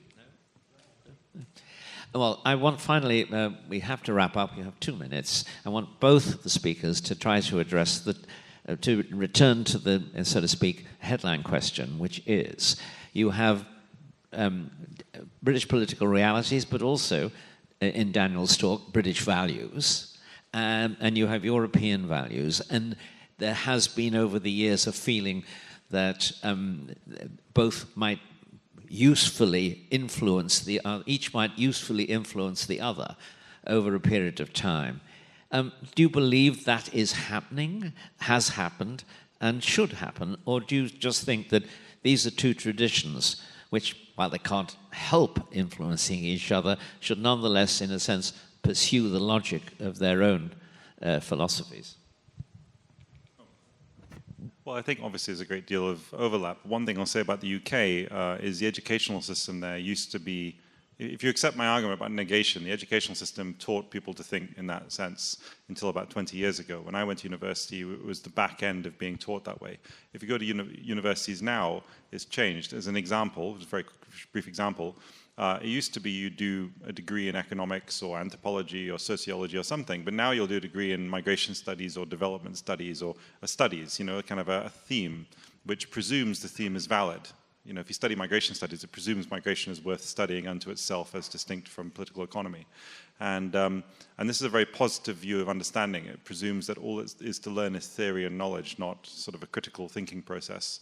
And so we're losing that in the British educational system. But I think for a long time, the British educational system was a very stable example of teaching the sort of way of looking at the world that I think we should be trying to conserve.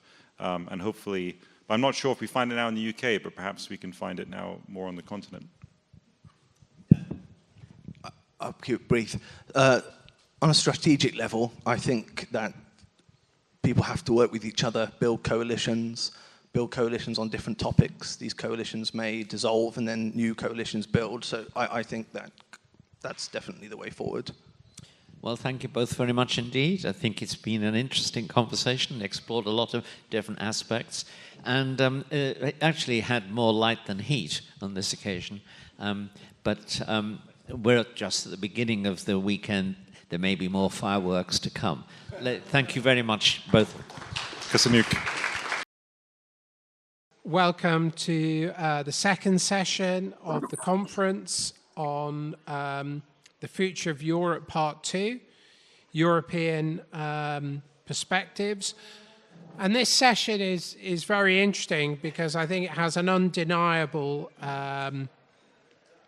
religious / theological dimension to the account that we wish to give of European conservatism, which is too often overlooked, but even a cursory glance at history will swiftly disabuse you of the opinion that religion is not one of the foundational catalysts of European conservatism. Anyway, we're going to begin with Bracy Bersnack, who's joining us online, and apparently the powers that be in the platform what they're about to introduce us. I'm Philip Blond. I'm your chair for this session, and I'm delighted to be so. So can we see if we can get Bracy online to present? I'm here. Can you hear me, Philip? I can hear you. What I think we should do then, Bracy, is if you could try to be conversational, because this isn't a meant to be academic presentation of scholarly papers. And I think if we do try to keep it conversational, people will be able to engage. Otherwise, I think sort of being toned at by a disembodied voice will give us a Soviet experience that I think we don't necessarily want. So if you could recognise that and then speak to your agenda, that would be wonderful. We'd much rather have you here in person, but we're grateful that you are with us nonetheless. Thank you. Yeah, I wish I could have been there with you, but I had scheduled a trip to the beach with my kids by the time I learned about the date of the conference, and so here I am. So my paper, if I can tweak the title of it a little bit, is Joseph de Maistre's Rational Defense of Sacred Institutions in the Future of Europe. De Maistre is well known as a critic of the Enlightenment and a theorist of French legitimism. He used reason to critique the rationalism, which he called philosophism, of the 18th century run amok. Like Edmund Burke, he realized the necessity of veiling the origins and purposes of traditional institutions from the scrutiny of reason, while also using reason to illuminate their origins and reveal what he believed was the divinity behind them. That's how he attempted to demonstrate the social utility of sacralized monarchy, the papacy, and even rites of sacrifice. By probing the hidden mysteries behind traditional authorities, he tried to give his readers better reasons for having faith in them. This rationalizing project was obscured by de Maistre's rhetoric, which mocked the pretensions of Enlightenment rationalism and exalted the role of providence in history. Some historians, like Isaiah Berlin, have taken de Maistre's anti-rationalist rhetoric at face value. Berlin characterized de Maistre as a dogmatist who appeared to argue two positions he already held without testing them against the experience of history. When de Maistre ran into evidence that was inconvenient for his arguments, Berlin said he simply had recourse to divine providence to explain them. Berlin considered de Maistre a mordant mystic, influenced more by German Illuminism than the French Enlightenment. But he wrote his critique during World War II and interpreted de Maistre through the lens of French collaborators with the Nazis who admired de Maistre. A more detached examination of de Maistre's work suggests he was a more subtle writer and thinker than his rhetoric led Berlin to believe. Contemporary scholars agree that de Maistre's thought was not merely the product of a man trapped in the Middle Ages, but genuinely attempted to come to terms with problems of modernity.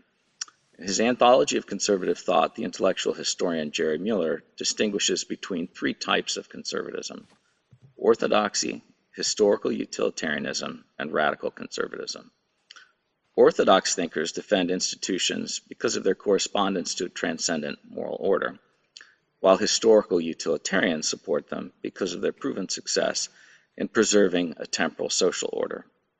Radical conservatives, on the other hand, rebel against decayed traditional institutions in hopes of founding new ones that can guarantee social authority and order.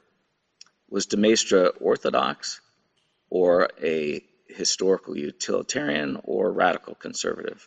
I'll conclude by considering which one of these descriptions most accurately fits him, and how this rubric can help us think about the tasks of conservatives in Europe and the West today, and looking toward the future. Let me say something just briefly. I'll kind of skip through this section, but just say something briefly about de Maistre's rhetoric, because this is something I come up across once in a while, and that is de Maistre is deliberately provocative in his rhetoric, and he said in correspondence that this was a deliberate strategy on his part, and the point is to contradict the fashionable pieties of the enlightened and shock readers into reconsidering their own unself-conscious political and religious assumptions. So he does this in various ways. In the St. Petersburg dialogues, for example, he has two interlocutors, a more intellectually sophisticated character who's called the Count, and then a less sophisticated interlocutor called the Chevalier. And the Chevalier cites Locke's essay concerning human understanding approvingly, and of course de Maistre does not approve. But because the Chevalier is a less sophisticated character, he just kind of dismisses him and says, oh, there's not really much in Locke, and you shouldn't follow this kind of fashionable prejudice in favor of Locke. For the benefit of the Count, then, he goes into a more sophisticated and detailed critique of Locke. Again, just kind of breezing through this section in the interests of succinctness. Here he uses irony a lot and notes that irony is the exaggeration of, exaggeration is the dishonesty of honest men. So he uses exaggeration, again, to provoke and get his listeners to think more seriously about what he's saying. He uses paradox, and here's some important conservative themes come out, because he uses paradox to show that human beings, particularly the philosophes, think that they can exercise rational control over society, but then paradoxically turn out to make things much worse than they otherwise would have been. So, for example, the Jacobins during the Terror thought that they could use the terror to destroy the past and destroy their enemies and kind of rationally control terror, but it turned out that they succumbed to the very thing that they had unleashed.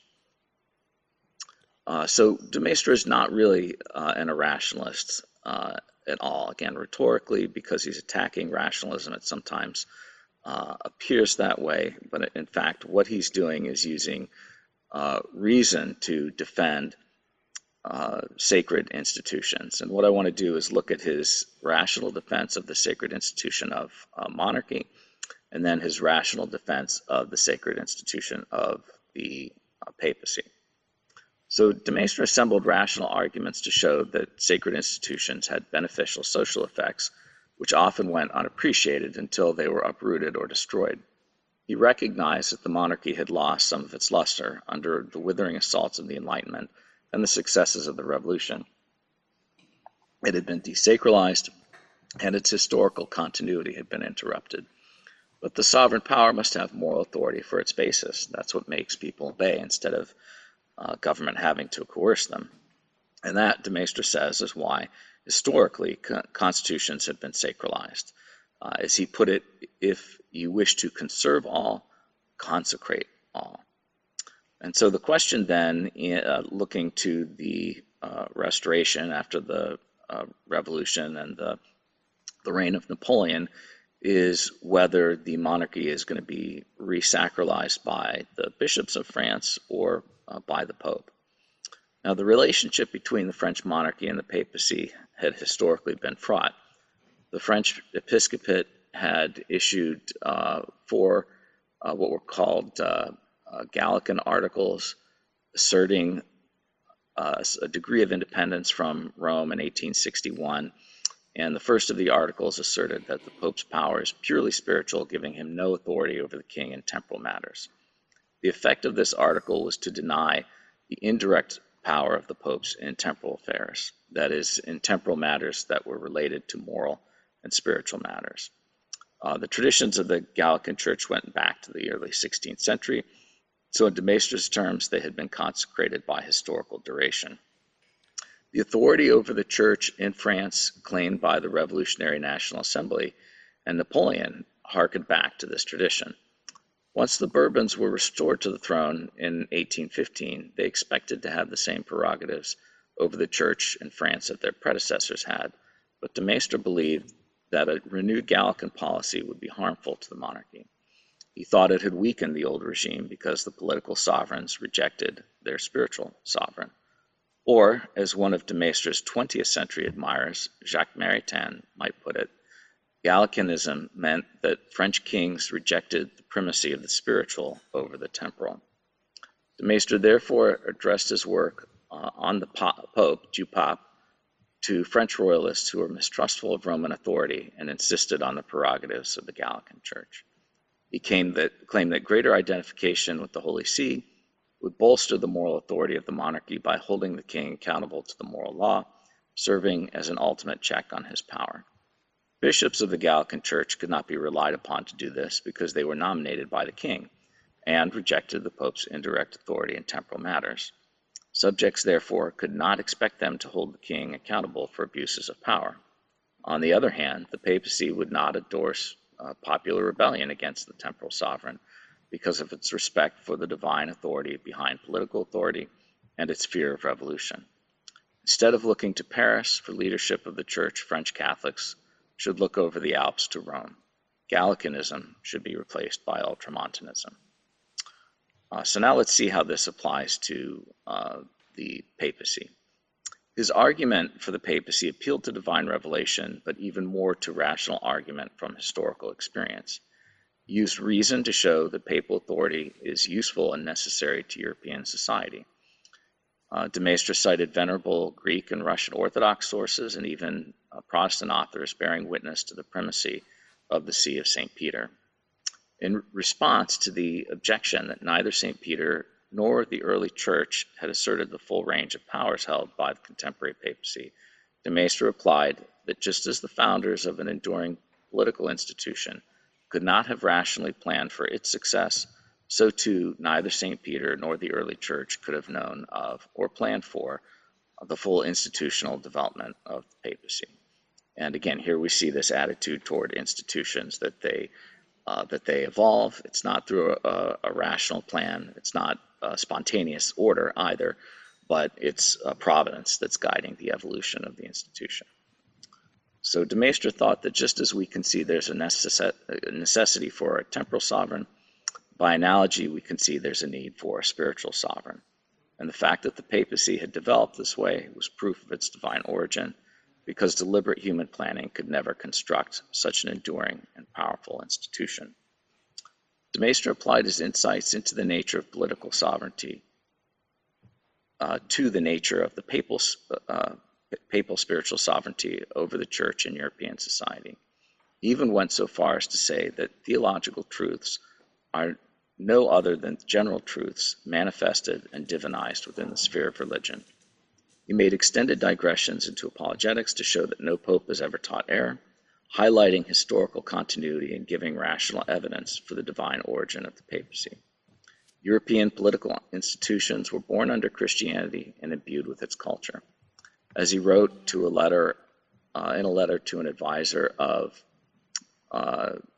King Louis XVIII of France, there's no public morality or national character without religion, no European religion without Christianity, no Christianity without Catholicism, no Catholicism without the Pope, and no Pope without his supremacy.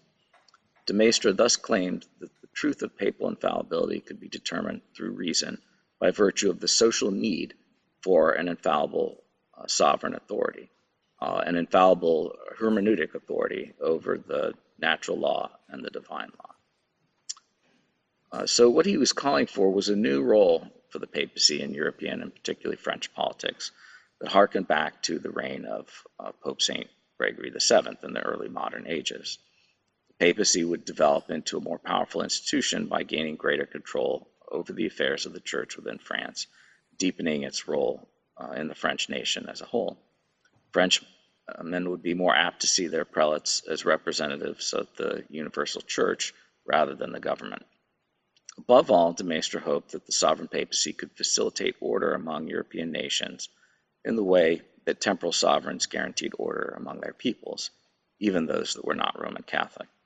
Whatever the novel arguments advanced by de Maistre, his work helped give Ultramontanism the impetus to dominate the church in the 19th century and into the 20th. Insofar as de Maistre claimed a new role for this ancient institution, he was actually a radical conservative. So skip through the section here on sacrifices to my conclusion. And far from being an irrationalist, de Maistre used reason to justify the necessity and utility of sacred institutions to political life, institutions not established by deliberate human reason. Since he believed that religion had been proved useful to every society in history, de Maistre set about to give a rational account of why that was so. He was thus deeply influenced by the Enlightenment, even though he was its philosophical opponent, and his rhetoric sometimes served to obscure this reality. He wrote at a time when what we have termed conservatism and orthodoxy could be reconciled in theory and practice, because historical experience confirmed his religious beliefs. De Maistre reconciled orthodoxy and historical utilitarianism in his brand of conservatism, arguing that the papacy and the Catholic Church had shown themselves useful to the development of European civilization by strengthening temporal power, while also placing theoretical and practical limits on that power. But in seeing the hand of divine providence behind historical utilitarianism, he may have laid the groundwork for others to break with orthodoxy when it seemed to be opposed to political developments, like the spread of democracy. Félicité de Lamennais, for example, following the same principle of the providential guidance of history, would later feel compelled to reject the royalism of his youth in favor of liberalism. When his liberalism was condemned, he left the church altogether. In addition to orthodoxy and historical utilitarianism, there is a radical conservatism in de Maistre's thought as well. He believed that temporal sovereigns, particularly the restored Bourbons, ought to give new recognition to the papacy as the sole institution that could govern the church and guarantee order in Europe. His vigorous apology for papal power was not unprecedented, but it was one with which many of his conservative Catholic contemporaries were uncomfortable because they were Gallicans. The argument of du pape also made Roman officials uneasy because it emphasized social and political utility more than theological orthodoxy. What de Maistre shows, Bracy. Yep. So I just want to kind of, because we're running slightly late and we okay. Done. Could you just sum up, if you would, in sort of a syllogism, kind of your point about what de Maistre was arguing for and contra?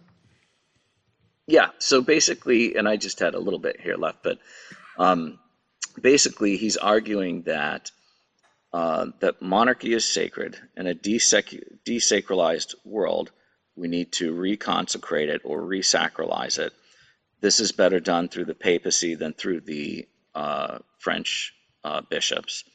And then I think it's useful in thinking about conservatism to think of, we tend to put people in neat categories of this, that, or the other type of conservative, but in fact, in a lot of thinkers, there are these different strands, right? Orthodoxy, historical utilitarianism, and even radical conservatism. And so I think for us, we need to think in terms, in light of these different strands, right? That we don't fit in neat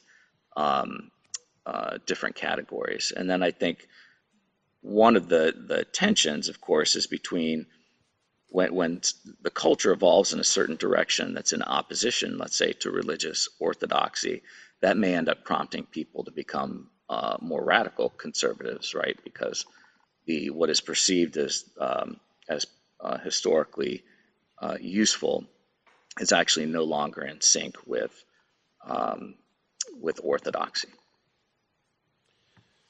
Thank you. I look forward to coming back to you. Thanks, Bracy.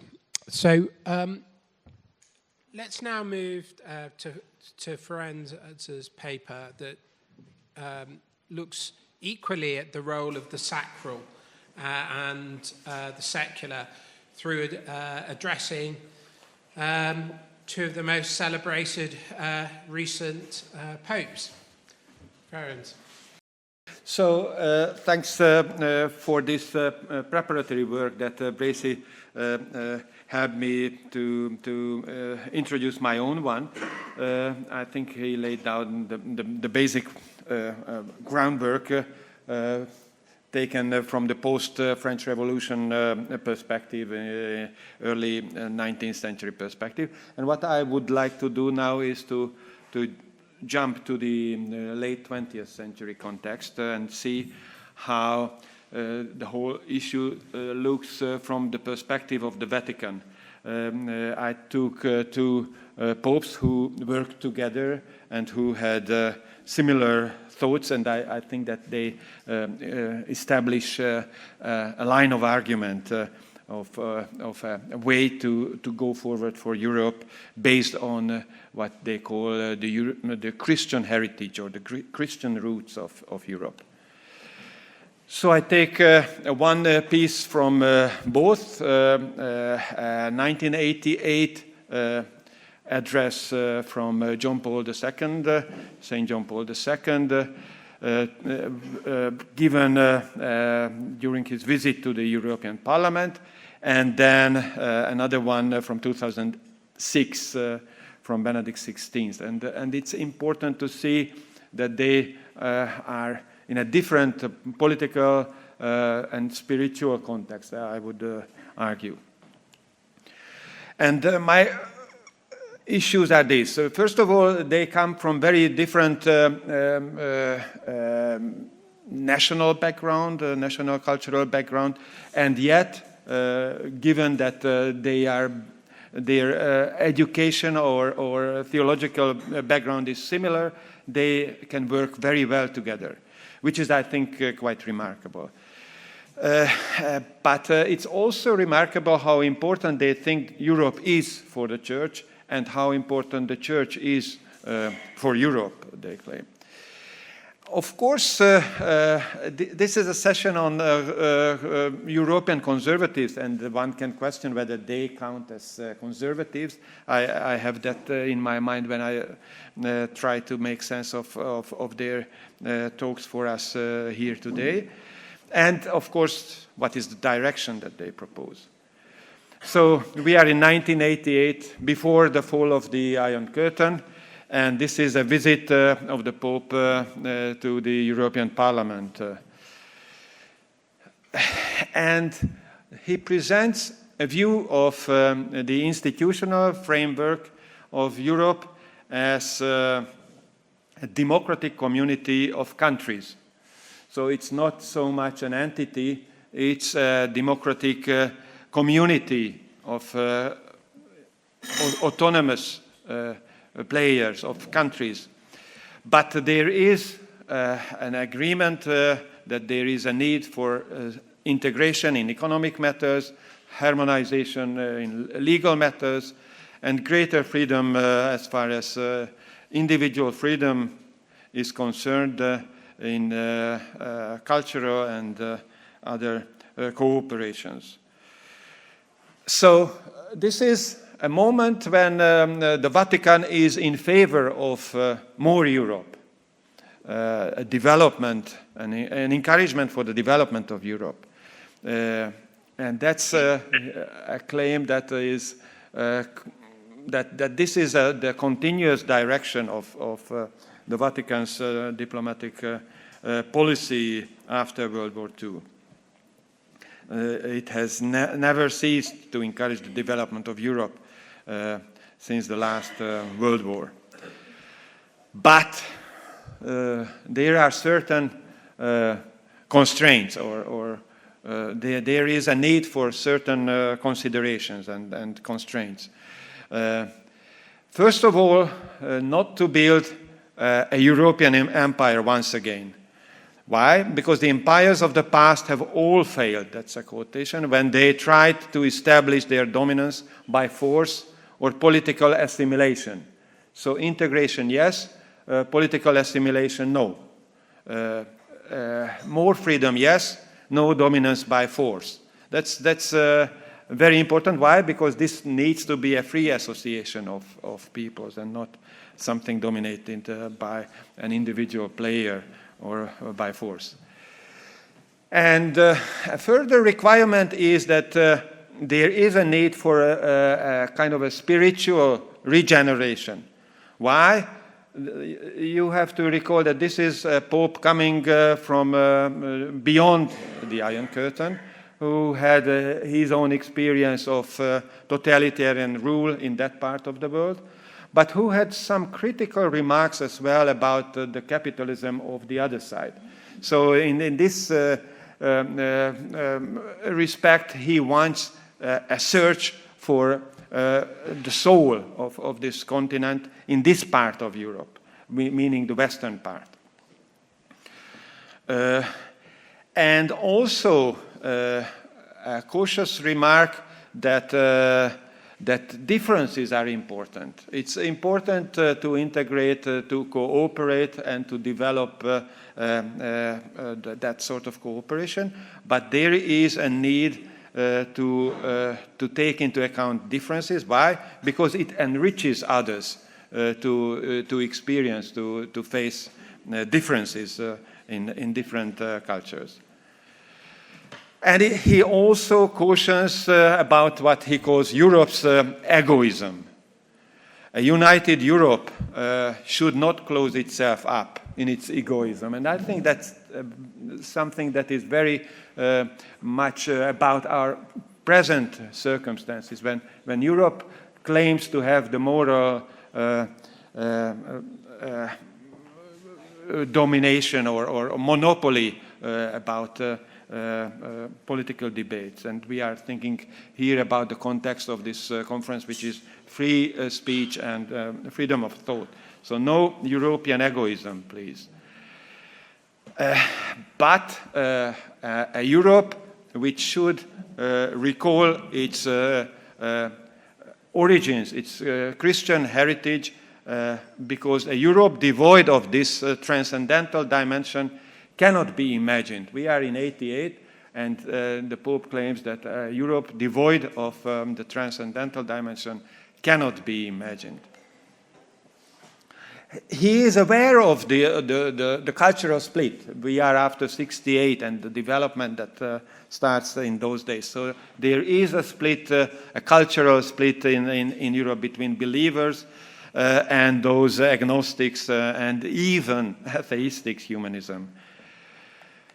So what should be the problem with that? Well, he claims that with that sort of atheistic humanism, ethics loses its foundation.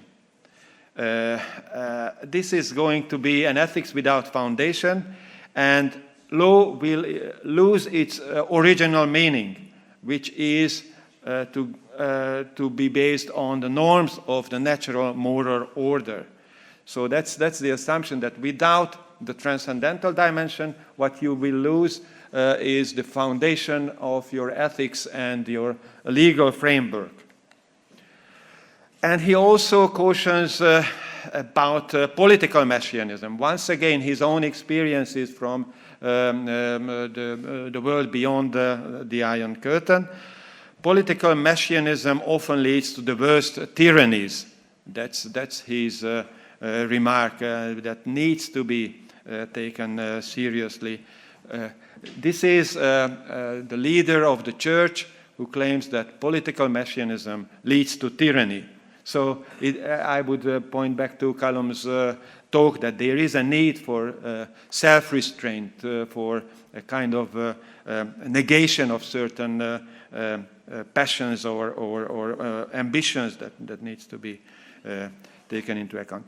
And a further aspect that he keeps emphasizes is that, and that's interesting because as Bracek reminded us earlier, the church thought about its own potential, but now the Pope calls attention to the potential of the believers.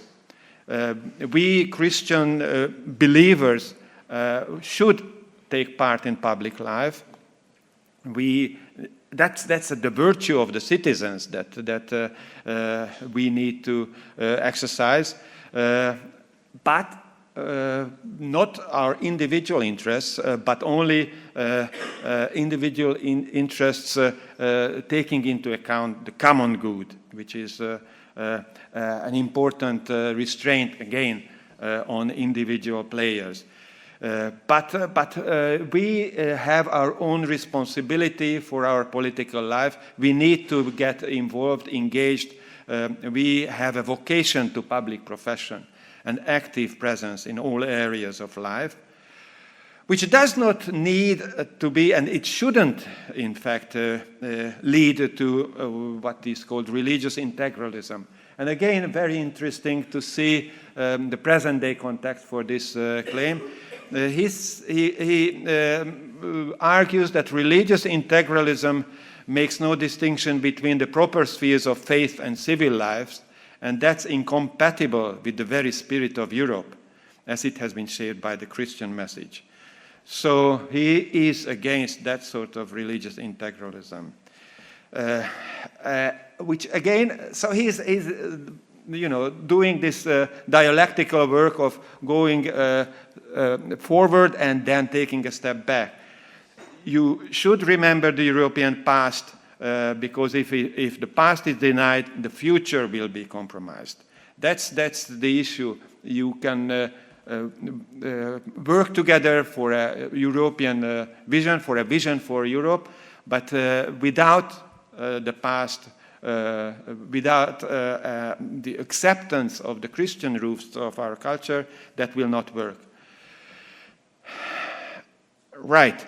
Let's conclude this part. It's the claim that, and that's where the conservatism comes out of the Pope's position. We need to maintain Europe's heritage and safeguard its identity, liberty, and progress as well. How about Benedict? And this one will be much shorter, just to save time. Benedict in 2006, greeting participants of the European People's Party in the Vatican City, in the Hall of Blessings. What is he? What has he got as a message for the Christian democratic side of the European People's Party? The Church attends to Europe. It's again laid down that Europe is crucial for the Church. The Roman pontiffs always devoted particular attention to this continent. Why? Because the history of the continent is closely related to the Church, and the Church's history is embedded into the history of Europe. So the inspiration is there, coming from the Christian heritage, and with that you can work out the vision for your future of your continent. And why? Because the Christian heritage made a particular contribution for the identity of this continent. And that's why you should not give up that identity, because without that you will lose your direction. Again, a reference to ethics as the bottom line. I, says the Pope, appreciate your group's recognition of Europe's Christian heritage. We are after the debate of the European Constitution by that time, before actually the actual votes in France and Holland, but arguing that the Christian Democrats should indeed stand up for the ethical roots of Europe, which is the Christian heritage. And very interestingly, he uses a language which reminds me of the late Roger Scruton, claiming that there is a culture of repudiation by that time. By 2006, he recognizes that there is such a culture, and that the Christian Democrats, the People's Party, need to tackle it and need to defeat that culture. Why? Because that culture entails the repudiation of Christians' public role, and we remember that John Paul emphasized our public involvement, our public engagement. And more generally, they exclude engagement with Europe's religious tradition. Without that tradition, in fact, what is threatened is democracy itself. Let's be straightforward about that. Without the tradition of the Christian ethical foundations, and without admitting that we have an identity based on that, we threaten the workings of our democracy. Very powerful claims. And the direction that he leads to is certain baselines, certain principles that needs to be defended without compromise. And he refers back again to John Paul, who claimed that democracy is not just a procedural issue.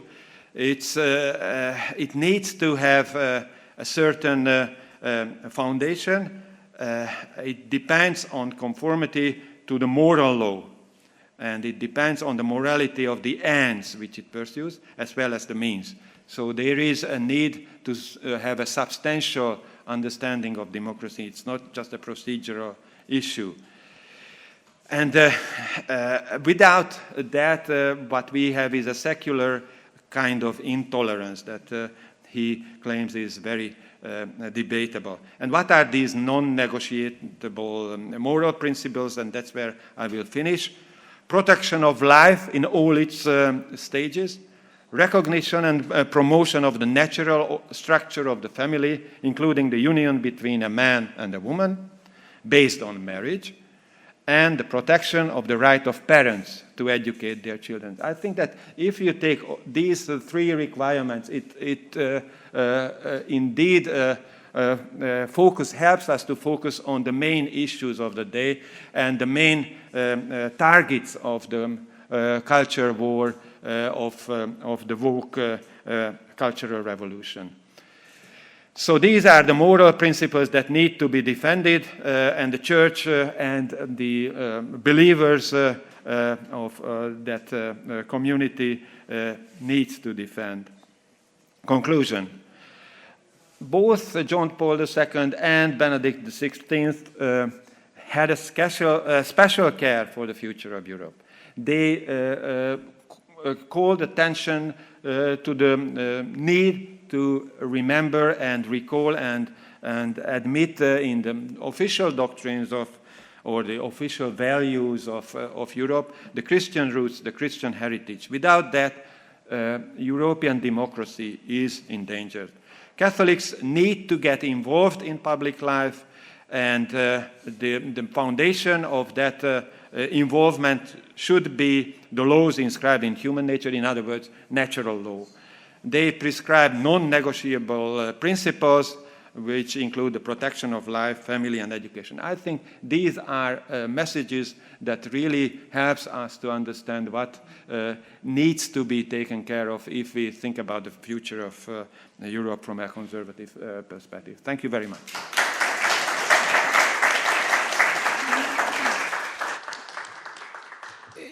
Thank you, Ferenc. It really is a marvelously themed session with people kind of debating the fundamental relationship between, one might call it, objective orders and human orders, and the relationship between them, which we'll bring out in questions.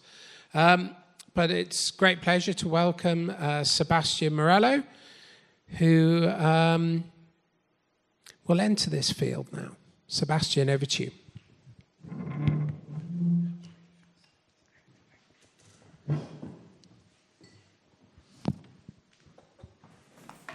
Okay, hello everyone. I don't have a written talk because I left it in my room on the other side of the city. And I don't have any notes either, so I just have this piece of paper that I wrote some thoughts down.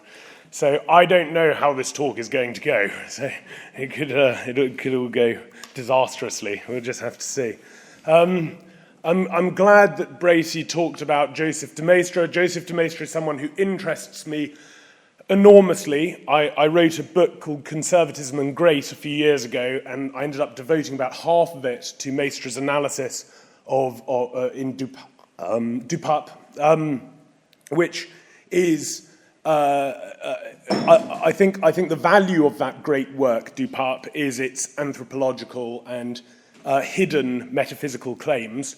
I'm not sure how Maistre would have contended with modern popes, because he certainly did not endorse the sort of distinct separation of the civil and religious spheres, or was very keen on democracy, and certainly would not have liked very much the general progressivism of Francis. So I think the degree to which his ultramontanism could be applied today, practically speaking, I think he would have considered the modern popes to be very naughty popes. So, but something that I really like about Maistre from that work, Dupup, is his description of modernity. And his description of modernity is the epoch or the age of cold hearts. And that's something I'm going to try and get into. Because I'm going to talk a little bit about personhood. And in fact, in that book, Conservatism and Grace, the general claim that I make is that Maistre thought that what characterized post-revolutionary Europe was precisely the eclipsing of human personhood, and that organizing a social and political life that orbited the inviolability of the person and the person as an existential relational being was this kind of massive achievement, though, of course, he obviously wouldn't have put it in those terms.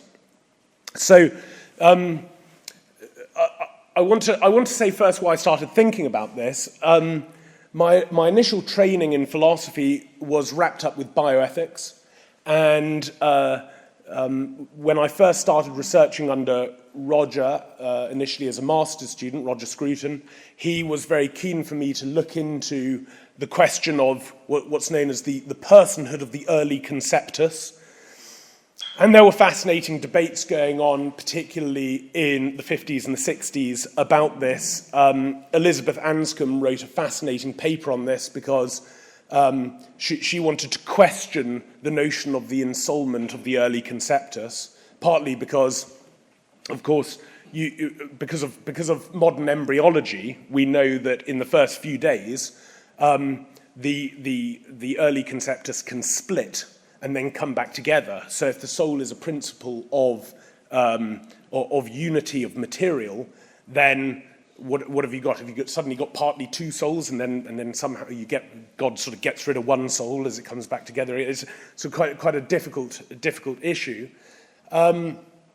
And of course, Anscombe was very worried, as a devout Roman Catholic, that recognizing this, the implications of modern embryology might entail certain practical complexities, like, for example, whether or not you can endorse the morning after pill as a Catholic.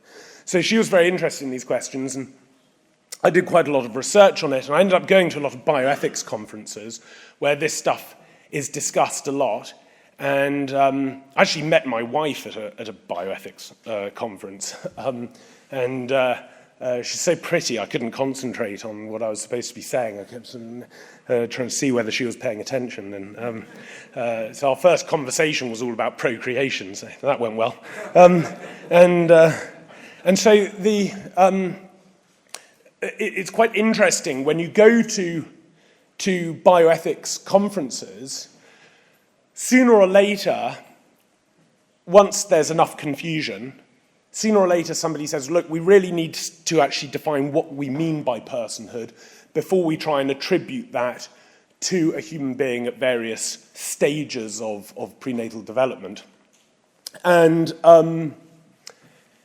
then eventually someone sort of starts to attribute to a human being various capacities that enables you to say that person is indeed a person, that person has agency, that person can look after themselves, that person.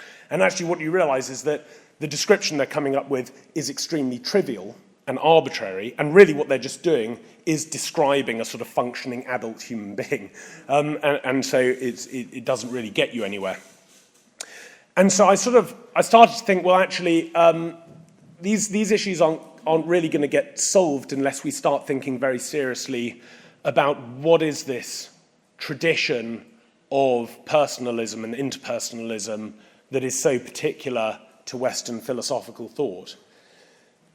Personhood's a really weird thing because it's not a genus, right? It's not a genus into which or to which species belong. It's also not a species. In fact, it doesn't seem to be a natural category of any kind. It's certainly not interchangeable with human being. I mean, one of the things, the hobbits of Middle-earth are clearly persons, but they're not human. So the gods of Mount Olympus are clearly persons, not human. So it's quite difficult to know what this is. As you'll know, person begins with Greek culture. Prosopon is the mask that was worn in the Greek theatres for the tragedies and the comedies, big smile or big sad face that was worn. And even now we have this term persona. You know, he takes on a particular persona, he puts on a mask, he is someone else for this duration of time. Person also has an important role in Roman legal thought, in the Justinian Code. It denotes various forms of culpability, and it's always had a grammatical use, right? First person, second person, and third person uses, right? So how does person, from all of that, become weighted with the kind of moral gravity that it has today? Well, essentially, the early Christian theologians thought that the grammatical use of the term person was extremely convenient in working out various theological problems. So the initial kind of heresies that the church was contending with were Christological, and they were Trinitarian. And obviously theologians had this really difficult task of saying that Jesus Christ was fully human and fully man, fully human man and fully God, without saying that he was a kind of God-human hybrid like Perseus or Hercules, right? So one of the things that they could say was that, well, he is a divine person who has human nature. The divine person has somehow assumed human nature into himself, okay? You get a similar mechanism in Trinitarian theology where they say, well, first person, second person, third persons are always in relation, but the subject himself remains unchanged. So you don't have to say that we've got three gods. We can say we've got one God, right, that's triune, three hypostases, and these are these remain in themselves unchanged, and yet they have a, as Aquinas would say, a substantial relation to one another. So this kind of helped theologians. It was a useful term to working this out. What's really strange is that this use, particularly of the term person in Christological theology, gets transposed in the history of Christian theology onto a reflection of human nature. And that's because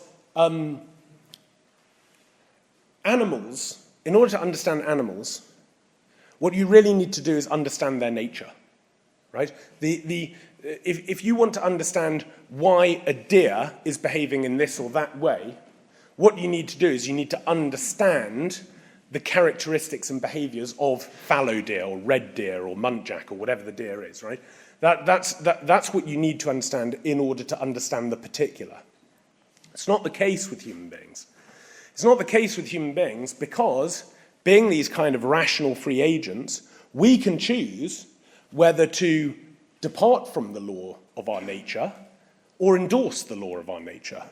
Now, that doesn't mean that there is no law of human nature. It just presupposes that the agency that we enjoy has a nature, right? But it has a nature.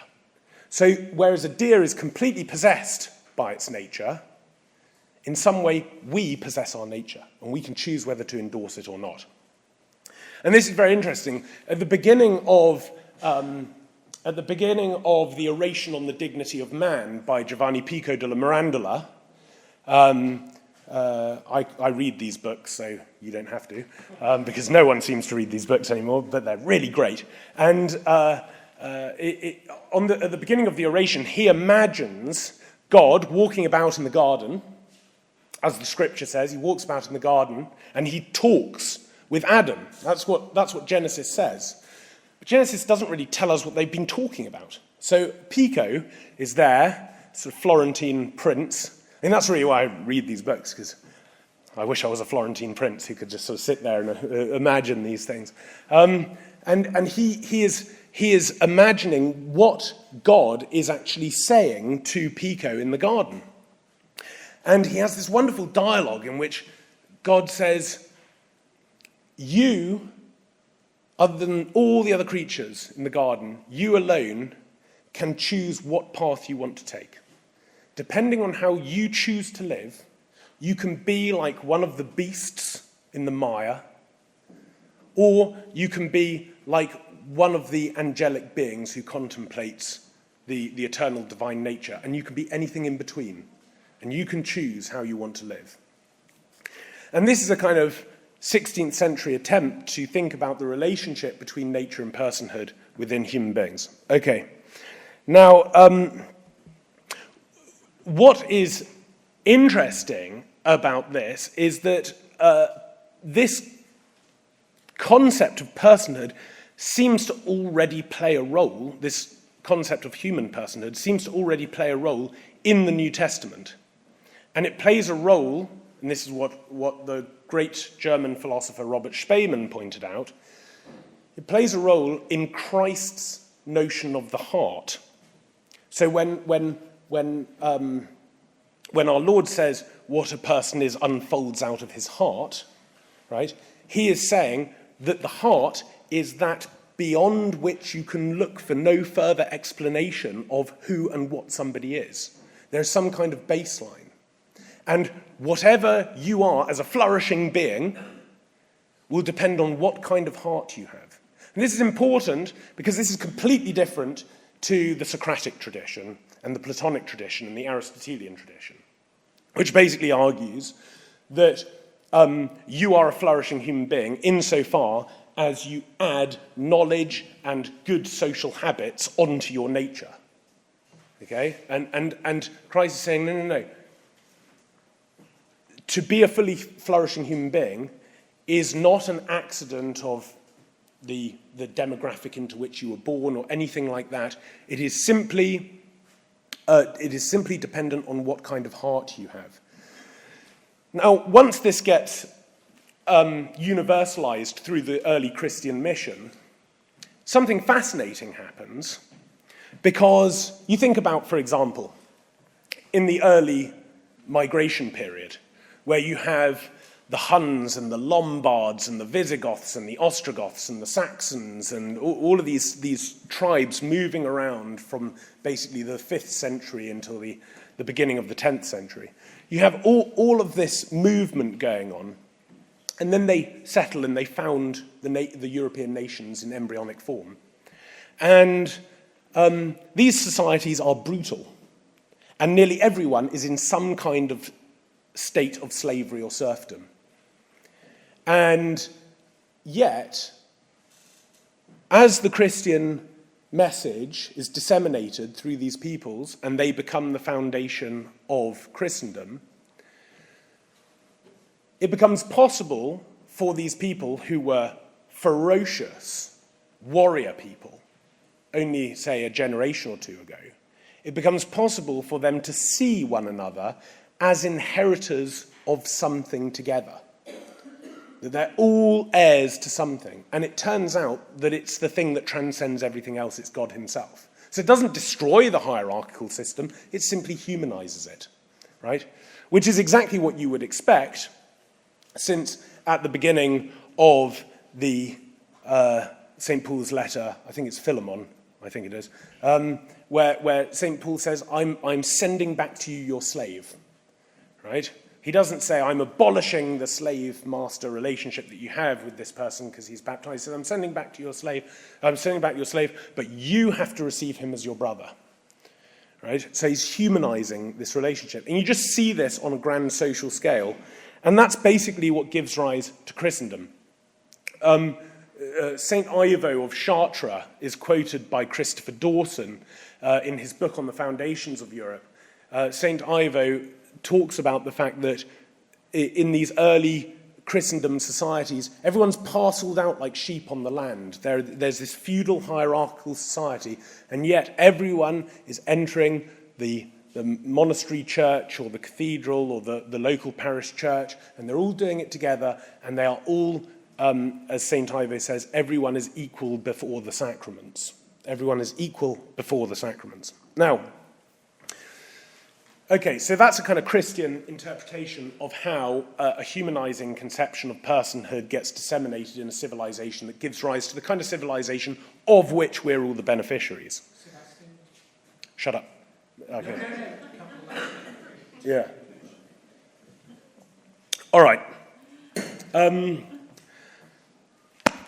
Roger Scruton said that agreed with that conception of personhood, and he developed it in his own way in his last books, The Face of God, The Soul of the World, and On Human Nature. Very important books. A lot of people miss the last decade of his work, but it's the most interesting part of his work, in my opinion.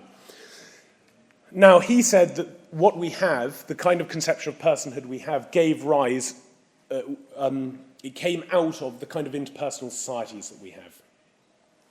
Well, that's true, but what was the kind of interpersonal society we had?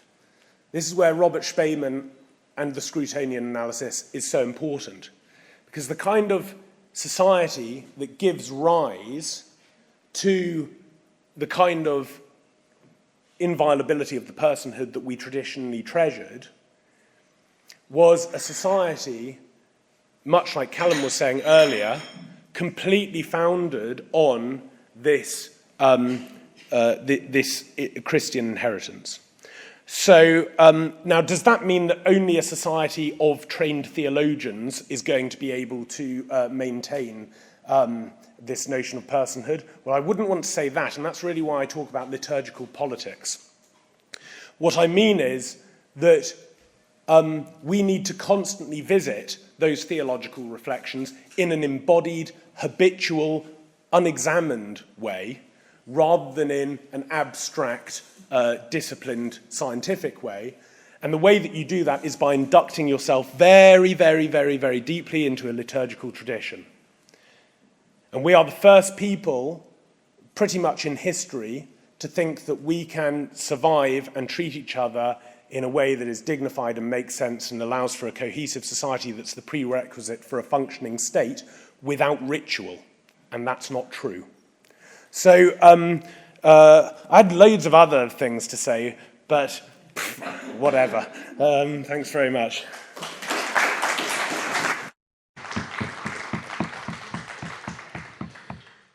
Thank you, Sebastian. I often feel that the conversational mode is the most successful mode for these forms of conferences come seminars, and I really liked your conclusion that it's not possible to form community without ritual, or not possible to access the objective. So, thinking of Bracey's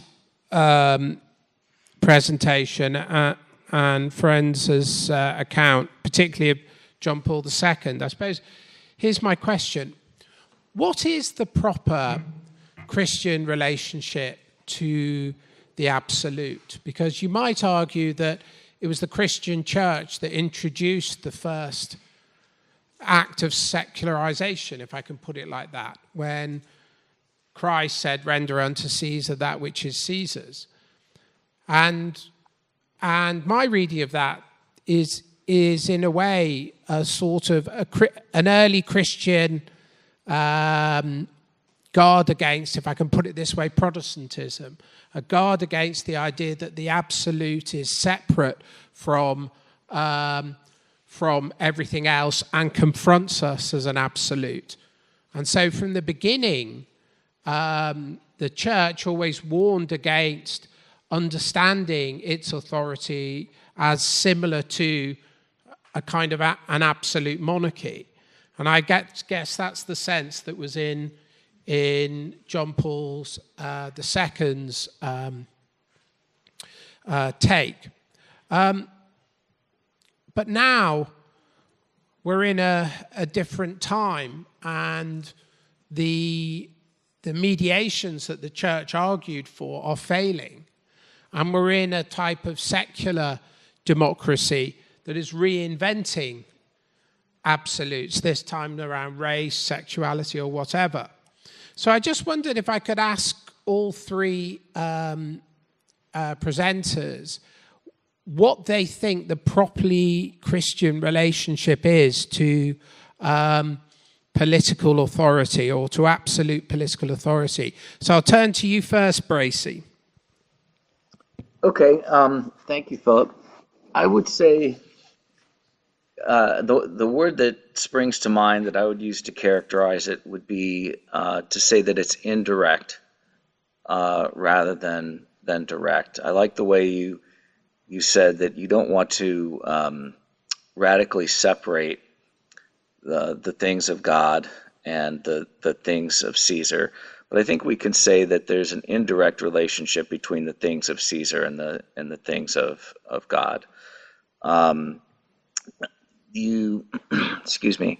If you think of the indirect power that I mentioned in my talk. I mean, there the idea is that the this worldly, the secular, the temporal has its own legitimate autonomy, but it's not completely separate, because at some point there are this worldly things that pertain to spiritual things, right? And so then the theory is that the popes have the authority to pronounce on matters, temporal or this worldly matters that are indirectly related to spiritual things.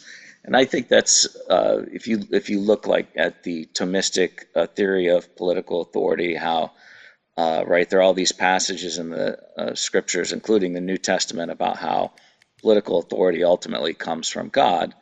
There's this theory that God gives political authority to the body politic, and then the body politic translates that to a specific ruler or rulers. So again, the relationship is it's there, but it's indirect.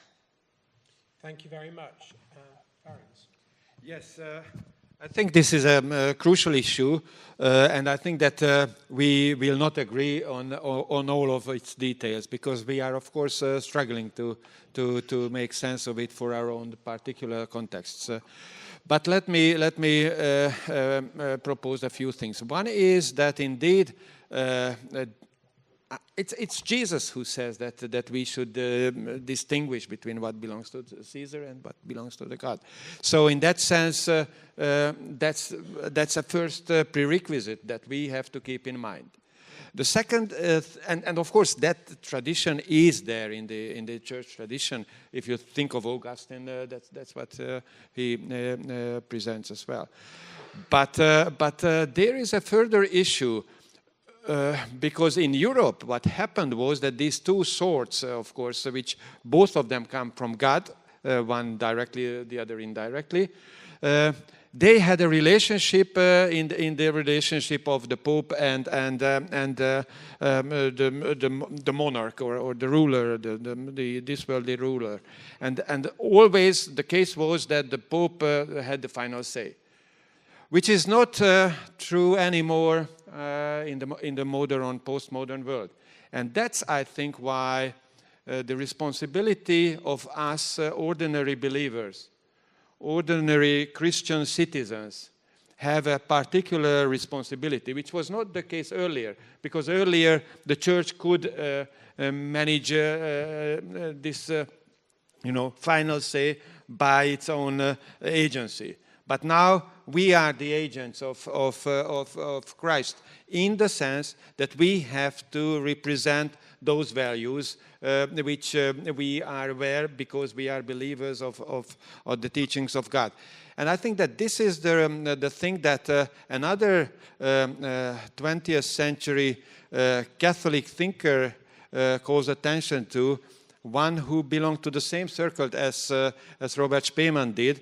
I'm thinking about Böckenförde, this judge of the German Constitutional Court, who worked out this very interesting paradox he called, which is called by now the Böckenförde paradox, which is to say that there are certain prerequisites of liberal democracies which that particular regime cannot guarantee.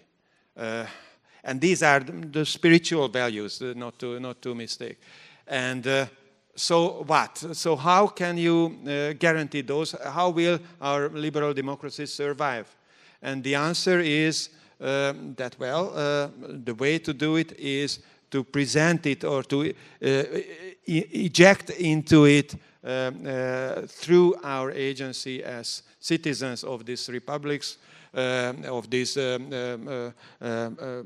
regimes, as Catholics, as Christians, we have got the responsibility to guarantee the survival of those values. Thank you very much. Sebastian? I'll just make a very general point. I think the big problem with the phrase, render unto Caesar those things that are Caesar's and God those things that are God's, is, and this is often the case, we take the words of Jesus Christ seriously. And they're not meant to be serious, right? If we took everything our Lord said that seriously, then we would have a Christendom full of people with their eyes plucked out and doing all kinds of strange things, right? And hating their parents and all kinds of things, right? Jesus Christ was a Jewish rabbi, and with that comes fantastic Jewish humor and irony, okay? And when he says, render unto Caesar those things that are Caesar's and God's those things that are God, those things that are God's, he's talking to a people who are the heirs to a political tradition of David the psalmist, Solomon the temple builder. The point is, there is nothing that isn't God's. Everything is God's, right? And they would have completely understood this. And actually, the Christian tradition has been one of sacralizing the temporal sphere and making it holy and not separating the secular and the sacred. And the degree to which you try to secularize the temporal arena, you actually don't get secularism, you just get weird pseudo-religions operating within the temporal arena, which is what we've got everywhere now. So let's just joke with our Lord a little bit in the way that I think he intended. That was a lovely remark, and it's fascinating because, and I'll chat about this more in my paper, I agree with you, Sebastian, that what we find in Christianity is the sacralization of everything. But the sacralization of everything is the removal of a direct relationship with everything. So that you never, when you confront the absolute, you never confront the absolute absolutely, if you forgive the alliteration. And this has consequences, even for Benedict's account of the moral reality, because the moral reality isn't met as an absolute either. And this creates all sorts of problems for notions of political authority and notions of governance, which we'll come back to. But let me open up to the floor. Can I take kind of 3 questions, and I'll let the speakers answer them in whichever order that they see fit. So you need to make a gesture so I know you have a question. Or you need to stay completely still and I'll know you have a question and I'll come to you. So, any questions, anyone? I think we've solved the major problems of Western political authority. No questions from the audience? Well, I think we can end this juncture by saying thank you. So a round of applause is customary. And I think what's been foregrounded, and thank you, Bracy, online, here is one of the crucial political questions that we hope to address. Thank you very much.